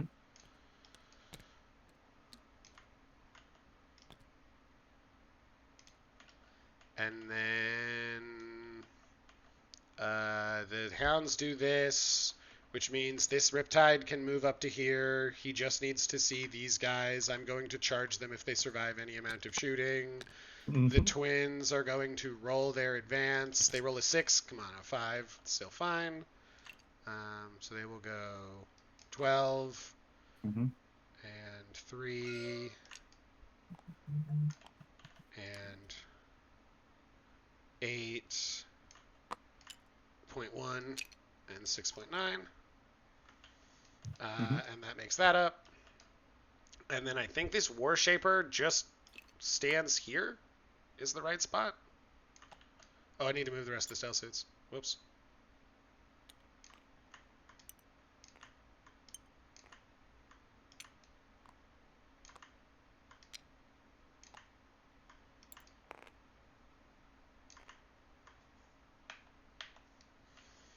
Okay, well, there's not a spot in between these hounds and these guys because this is 18. And this is 18, and this is 18, and this guy doesn't need to move, and this guy is now in position to throw grenades for free or do the other strat for free. Oh, he doesn't want to be point like this. Okay, well, that's all that, and then this is over here. It truly doesn't matter about standing on this primary for now. I'll have OC next turn. And then this is all screened. This back is screened. This is screened. These guys just walk over here, right? They'll have to roll their advance. They'll roll a 5 and go 10. Save their position. These guys don't mind taking an explosion to the face. Warlord can't loan up, right? Correct. Okay. 9 and 1. And then this guy can't. That's one of the funny things that I'm interested if they do away with in 10th, is your non-monster vehicle units, right? They can't walk over each other. They sure can't. So that's why I was like, I moved this guy 10 through, and I was like, nope, walk backward. Nope. Yeah. Walk backward. But so they can all see the Ravener Prime. Mm-hmm. And this guy's holding in the terrain and can see out and all that good stuff.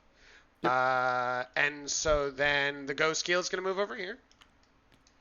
Good little boy. Yep. That's 8. And he can even be in this terrain like this, and just so you can see the Swarmlord and be within half range for the Melt-A-Gun.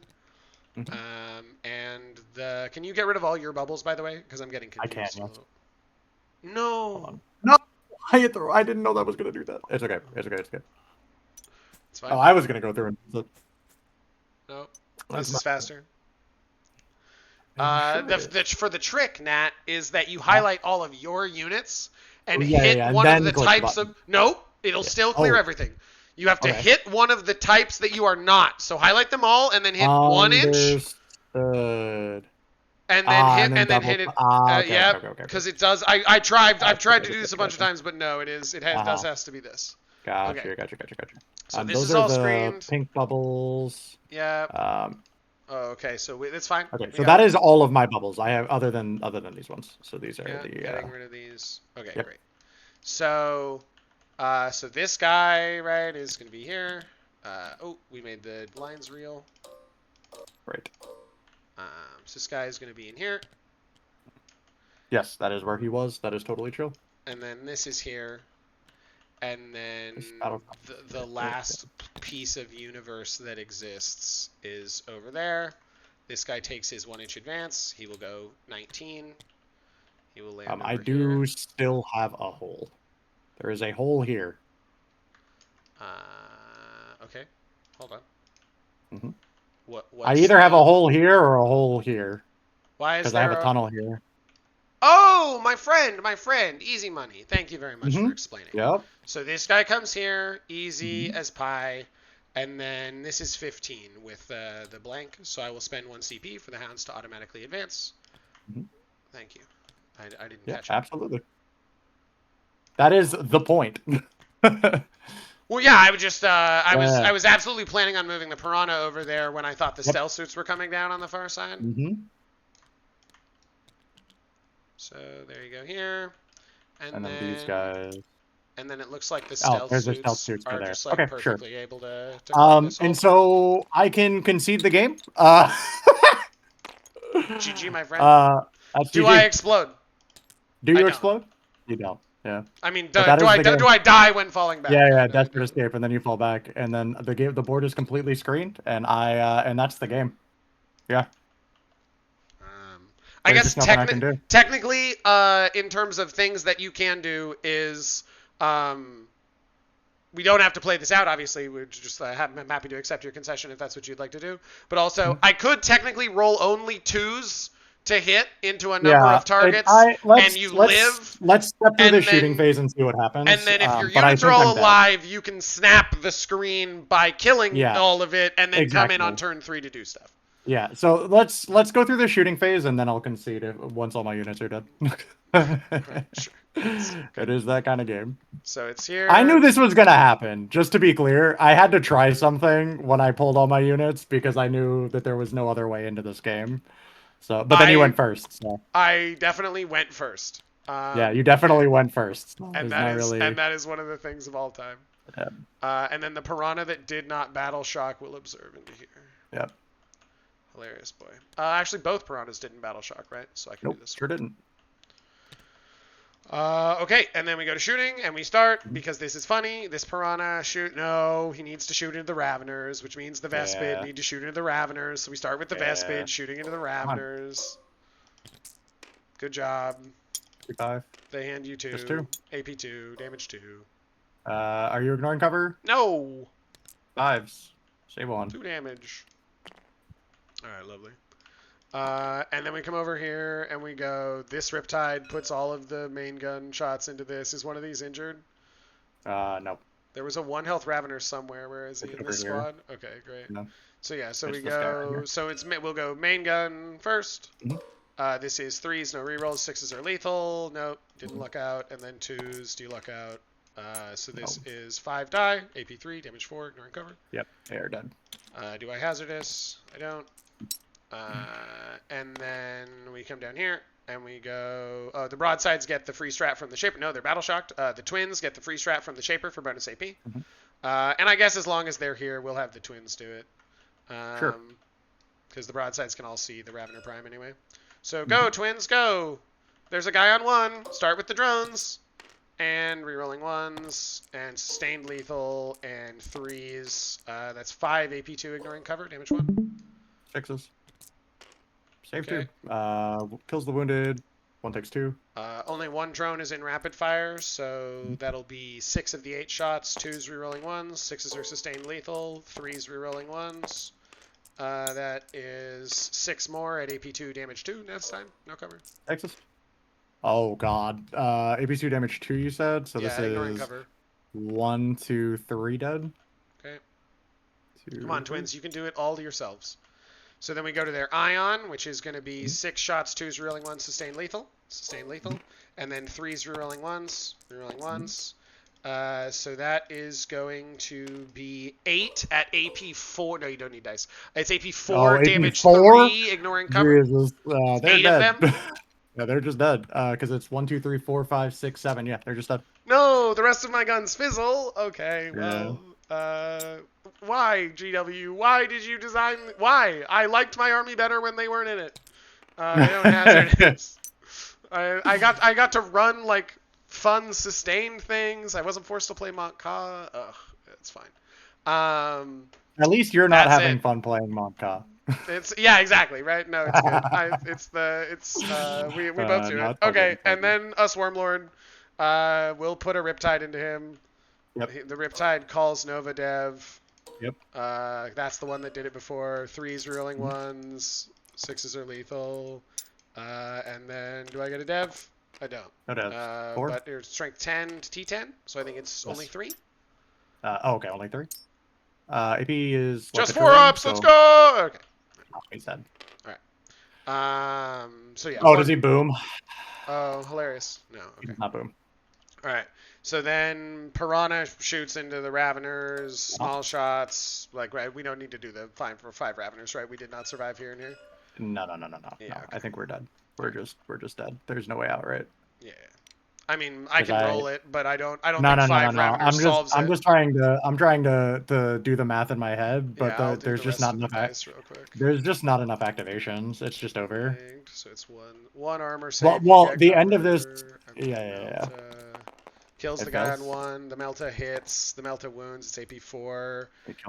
6 damage. And then this Piranha shoots here, I guess. Then.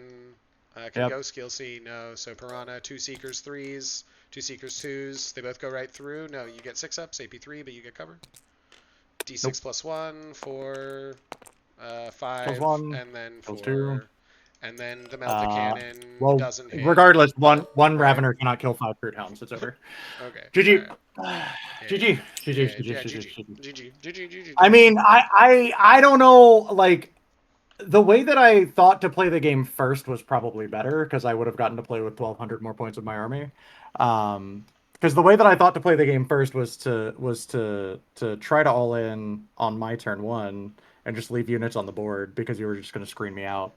And then I pulled the units off the board because I thought that I was hedged enough, but I just wasn't. And so we're just screened out, and that's the game. You know? I do know, my friend.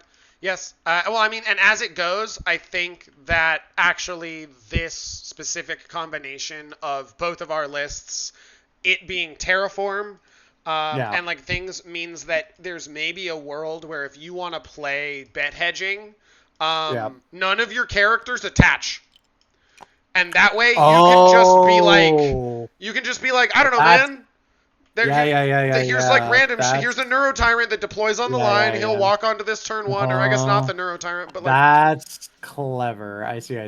That's what I was. If you're asking me I was like, oh, what would I afraid of the sub assault player doing? Is not all of them not attaching, right? Like, but just the Prime with Lash Whip. So the thing that right before this tournament, before I changed the before I didn't change the list. I was trying to get one more practice game in with a friend before I changed the list, but I did not get that practice game in, and so practice is important, folks. The change is all 6 warriors just become 2 more primes with Lash Whip, because the prime with Lash Whip is just so good. It is. Yeah, but I did not make that change. Or I could have gone 6 warriors turn into 2 primes with Lash Whip, and then one of Death Leaper gets downgraded to a Lictor, and then one of the Raveners can be upgraded to a Trigon Prime. That was the other thing I was thinking of doing. Because the Trigon Prime has a slightly... It's not like Trigon Prime is so scary in the matchup, specifically to me, because he just walks up to the Riptide and is like... And he just rips it apart. Yeah, bam. Strength 11. Yeah, they all hit. Here, they all hit. Wound. And then, wounding, sure. Yeah, here. This many influence. Yeah, 7. I mean, for 3 damage apiece. And that is 40k is easy, right? And so obviously I would only take 3 damage because 40k is easy. But then the next time I take 15 damage and die instantly, right? So yeah, that's the thing that I was thinking about doing. In hindsight, I think I should have done that. I hope that I love you so much. I hope that you lose. Yeah. Okay. Yeah.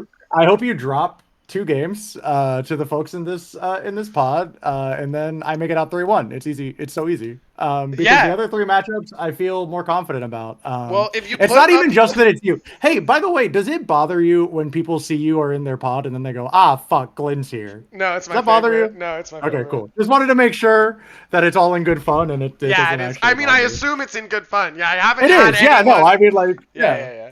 I haven't had anyone be like, show up to the game and be like, if I ever have to play you again, I will fucking kill myself. And I'm sorry. Nah, I just hope that the next time we get to play, I get to actually like get in there like we did the last time. Because I was gonna say I won by 1 last time, man. Yeah, that's why I was. I know. I held you so close last time, and it just didn't pan out this game. I was supposed to keep the carnies on the table, and I think the Zoes were also supposed to start on the table. Absolutely, I agree. Yeah, I think that's exactly what was supposed to happen, and I just didn't because I needed the Zoes. You have to be able to kill all this shit, man. Well, it's not just that. Well, so the way that I usually play this list is to just, like I said, completely concede the board and then just take it back. And then hammer blow. Okay, yeah. Yeah, because I get to dictate every single engagement because I'm sub-assault, so we get to dictate every engagement. And so turn 2, I just get to blow up your board. Or whatever you had in the front fucking standing on the objectives, you know? And sometimes we don't get to do that, and sometimes we do. This game we did not get to do that because you get to screen me out for the entire board, which is crazy, by the way. Crazy that you can do that, but, you know, hey, here we are. But yeah, it's just I knew that this was a risk when I pulled all my units, but I thought that it was a risk that was like a moderated risk, but it wasn't. It was not a moderated risk. This was a risk. This was always my game. This was why we discussed, and it's like, if I go first, I just win. That's the thing is that, like, I looked at your list and I was like, oh, you're going to put 1,600 points in the midboard first, and I'm going to lose because I can't break these screens because there's too much screen. Well, and that's what I was talking about. I know I said it exasperated, but like more methodically explaining, you need to be able to make a 3-for-1 trade into my screening units with a unit that is centrally located on the board, and the Carnifexes are him, right? They are her. No, I know. They go out, split fire, kill hounds, kill piranha, swing charge into like Pathfinders or something. I need you to know that when I was looking at both of our lists for this matchup, I even out loud identified that the Carnifexes are the key unit in this matchup, and that I need to make sure that my Carnifexes are getting value killing these screens. But I just did not do that because my brain short circuited, and I was like, we can still do the normal plan because we have effectively screened out the scouts. We can still do the normal plan, but that is just simply not the case. I was just completely incorrect about that. Because the other thing is that, like, I was like in my head, I was like, what the fuck do you even do to shoot 3 Carnifexes to death? And the answer, I don't think you actually do shoot 3 Carnifexes to death. I think that you get a Piranha close and you can do like 5 damage to a Carnifex on average. What do you mean? Riptides tear them apart. Yeah, Riptides tear them apart. Don't get it twisted. But like I simply deploy so that the Riptides cannot shoot me, even though there's 3 of them, and they will always be able to shoot me. But that's why I was like, over here is also the better spot for them. Right? Yeah, exactly. It's just there's a better way to do this claw, I'm sure, but yeah. But I mean, like, it's all fucked because their tails are all fucked up and stuff. Who knows? Whatever. It's fine. Oh, we got it. This one terminates. Oh, there you go. Totally. But yeah, I knew that this was going to be a very difficult matchup. I think I made it harder than it needed to be. I mean, obviously, because I died on turn 2 without getting to deploy my army, so I made it harder than it needed to be. Yeah, I'm sorry about that, Matt. Sorry about that. No. There's no hard feelings at all. That's just how it had to be.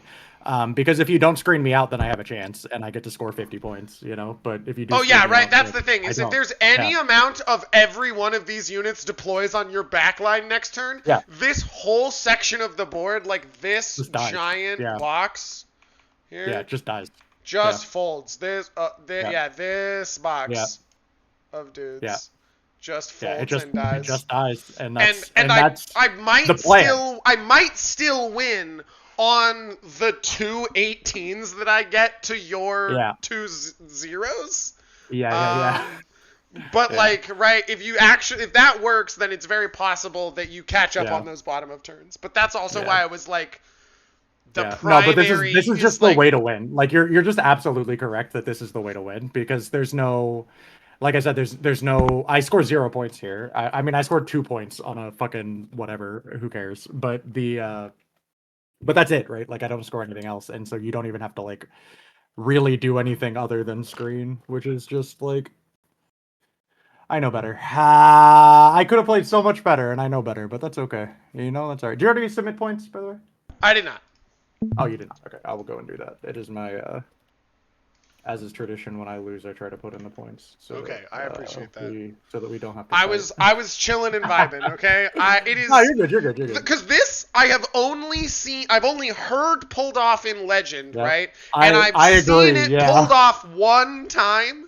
Which was me at the start of this edition putting a unit of broadsides, a unit of crisis, a hammerhead, a skyray, and something else in reserve, and GSC top of 2 full board screening 1,400 points in my army, tagging everything else and going like, that's hell good. Yeah. And I was like, I will remember this. I will remember this.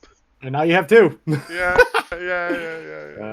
Report match results here. So which of the previous games are you feeling, or not previous, of the other 3 matchups in our pod are you feeling better or worse about? Because it's Custodes. So I'm feeling better about all 3 other matchups, except maybe the Orc. The Orc is a little bit wiggly. Like that's another one, right, where I'm like, hey, by the way, I do think you absolutely start every single unit on the board, and then maybe we redeploy. Yeah, because I don't think that he can actually kill any of my units. I don't think so. That's what I was measuring up. I'm pretty sure.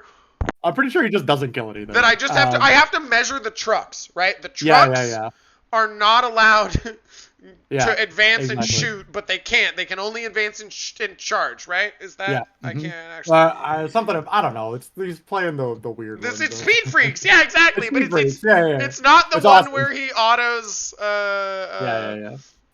It's it's shoot and declare a charge in a turn in which they advanced and fell back, and Speed Freak does not include the truck. So the truck does not get advance and shoot out of the firing deck. And so you just have to measure that when the truck moves 12, the tank busters can't full volley disembark and shoot you and be fucked. Mm-hmm. And then you are fine. And then honestly, jam 18 warbikes directly into me. Good luck. Whatever, I'll shoot. I'm gonna kill you. I can kill 18 warbikes. 36 warbikes. I can kill them all. Well, they can't even charge because you just sprinkle the hyper adapted Ravener squad. It's spread out through the thing, snaked out. Just look, I will heroic intervene, and your T5 3-up model is gonna get killed by 9 Ravener attacks. Okay, I don't. It's that's just how it's gonna be. And then it's Ultras is the other one. Ultras and Custodes. Yeah, and Custodes. And the Custodes was very interesting because it's 1 Land Raider, 1 Caladius. Yeah, exactly. I think that I'm gonna have the most trouble, I think, against the Ultramarines. I think that we're gonna have the most trouble against the Blue Boys because I'm looking at the Custodes list, and the whole point of what I have assembled is that we have 5 units that murder you, and we're gonna kill you. We're gonna take those 5 units that murder you, and we're gonna pick 5 of your units and delete them from the table, and then you have to figure out what to do about the 5 units that are left, right? Yes. That is the idea, and against Custodes, that is a particularly deadly idea. So I'm not super worried about the Custodes. It is the only problem with the Custodes is that my profiles don't match up well into his. My the Carnies they don't have a good profile into him other than just shooting him with a bunch of guns. And then the Hive Guard are okay because they're 3 damage and AP1, and then the strat for sustain and ignore cover. But the hyper-adapted Raveners and the Zoanthropes and the Carnifexes are just weirdly misaligned into them. Sorry, wait, into which units? into the Custodes. They're weirdly misaligned because I can't shoot the blast profile from the Zoes, What? because Why it's not? just not. Well, I can shoot it, and I'm going to shoot the blast profile against them, but it's 6 D3 attacks plus 6, and then the problem is that it's only D3 damage, so we don't Oh, always I kill. see. So yeah, Aha. the zone throws Uh-huh. specifically, right, in that matchup, Yeah. their job is that Caladius grav tank. Yeah, no. Of course, the zoanthropes are gonna pop 6 fucking las cannons into the grav tank and pray that it dies. That is the plan, It and should do, it right? Where should. like It twos, rerolling should. ones, Yeah, lethals, 2's rerolling lethals, ones, lethals. threes, and then these are 5-ups. See, that's the thing. Shit. He didn't No, die. no, at the end of the day, we're No. Tyranids. How could this happen to us? No, that's the thing about it is that I'm playing Tyranid, so all my units are bad. Yes, exactly. Yeah. They're not all bad. No, Okay? no. For the They record, when we last played, I had only been playing 40k for about like 3 or 4 months, 3 to 6 months in that zone. So I was very proud to have held you to 3 points after I found out that you were in fact that guy. I was very proud to have held you to 3 points. But this game, I'm like, I knew this was gonna happen because this particular matchup is just totally fucked for me. There is nothing that I could have. There's several things that I could have done better, to be clear, but like, there's just. Well, it's the thing, right? Of you have to go. What is my actual line out? Yeah. And that is the thing that and again, I played a lot of Magic in high school, and like that was always the thing, is that like you must play to your outs. That is the only way to win the game, is to play to your outs. And I just sort of didn't do that. I just sort of decided not to at the last minute, which was just like. It confused me incredibly. Yeah. Yeah, I know. It was terrible. I should not have done that. I thought that I knew better. I did not know better. I'm not 100% sure that you don't go like, oh, you set up to like kill shit over here. Yeah. I do pick up right. Like I do think there's a world where you go. Yeah, I pick up everything and I just redeploy on this side. Is the other thing that I was thinking of was to just pick up the Hive Guard and the single Lictor and the 6 warriors and just redeploy on this side, and we just absorb whatever losses we take on turn 1 and then just go for it. That was option B.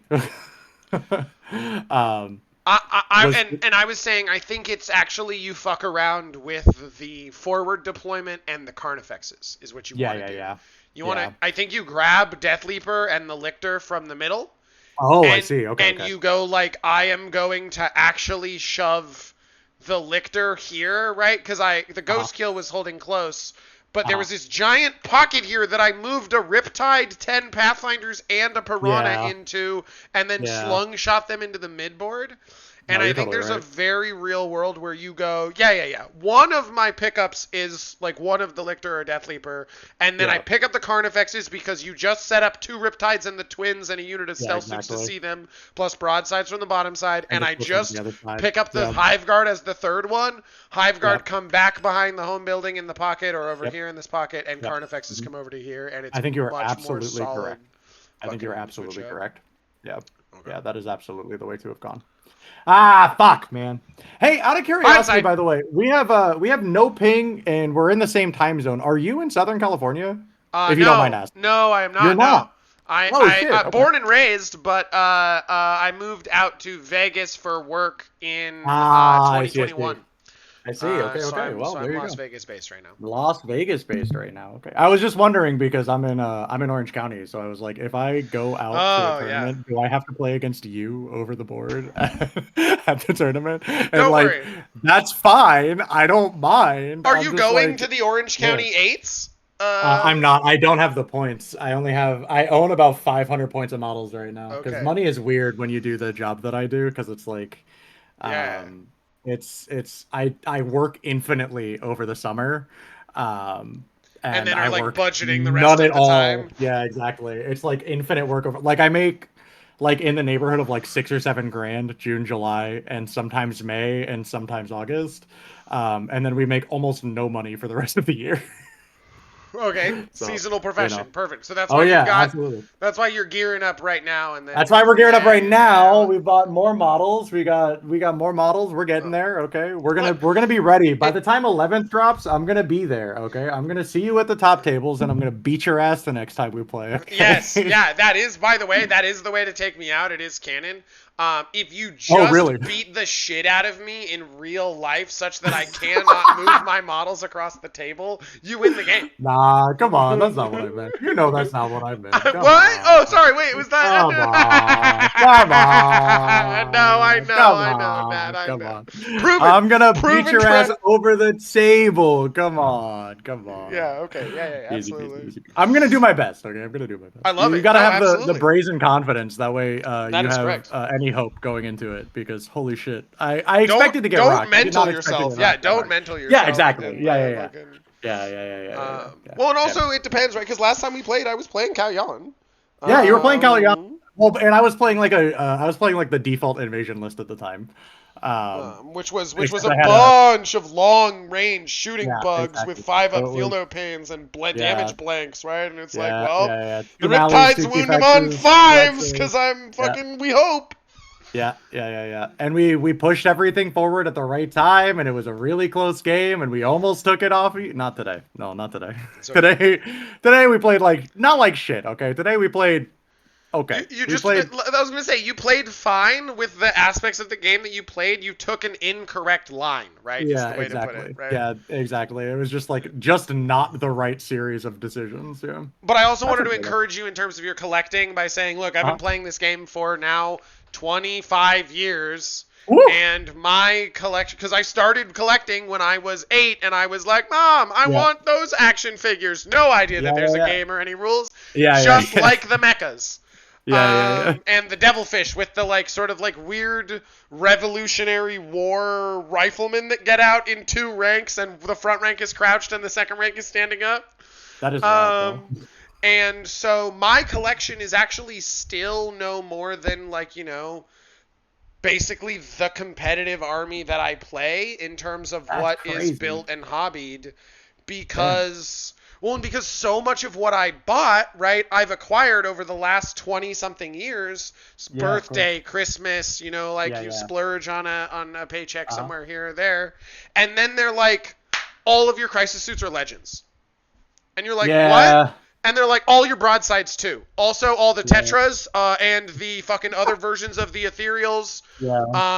The Strike Team that you own 100 models of and has been good for 6 editions. It's now 9th edition, so they're dog shit. They will remain dog shit into 10th and probably 11th because we've sold enough of that model already. And so over the last year or 2, since I've been winning more tournaments, I've been getting... 40K does the thing, right, where there is not big cash prizes, but there are big store credit prizes. Yeah. And so you can get, you win an event, and then you get, $200 of 40K, and they're like, and it's at a 20% discount. And you're like, okay, I'll take a Farsight and some new Crisis Suits and some Rampagers, right? I will, what? I will buy 9 Kroot Riders at $40 a Kroot Rider because store credit, right? What am I going to do? Spend it on a different army? Yeah, exactly. Yeah. I mean, you got to spend it on your army. Come on. That's what we're here for. Come on. Or the rare Sigmar model that's too fucked up and rad not to buy. Yes, absolutely. So we keep at it. We continue. We love that TTS is as cool as it is. Let's fucking. The TTS is a vehicle to get me to actually buy and paint models, because I have tried for the last year and a half to find another game that is like Warhammer 40K, but there is just not another game that is like this game that scratches my brain the same way. Amen to that, right? Absolutely. There's just not another game like it, and because there's not another game like it, unfortunately, I have to spend another. My notepad file says I have to spend another $530, but you know what? We're gonna do it. Oh yeah. My goal is to be competing in over-the-board tournaments by the end of the year. That is my goal. We're gonna try to do it. But that is the hard goal, is to be competing over the board. So you're telling me that next January I will see you at the table at the Palm Springs Open? Yes, you'll see me there. Yes, yes, me. I will be in Palm Springs. Yes, absolutely. That's where I will be. Palm Springs. Yes, I Sorry, knew the that was one happening. the one in California. Yeah, no. You're good. There's just Palm Springs is all over the place, so it could be anywhere. There's one in California. There's one in Texas. There's one in Florida. You know. Okay, yeah. The Palm You're good. Springs, You're good. You're good. California. Yeah. But no, I'll see you there. I'll see you there. Because Yeah. I was January. I'll see you there. Yeah, because the joke is that I just won it. It was the Oh, did you? January.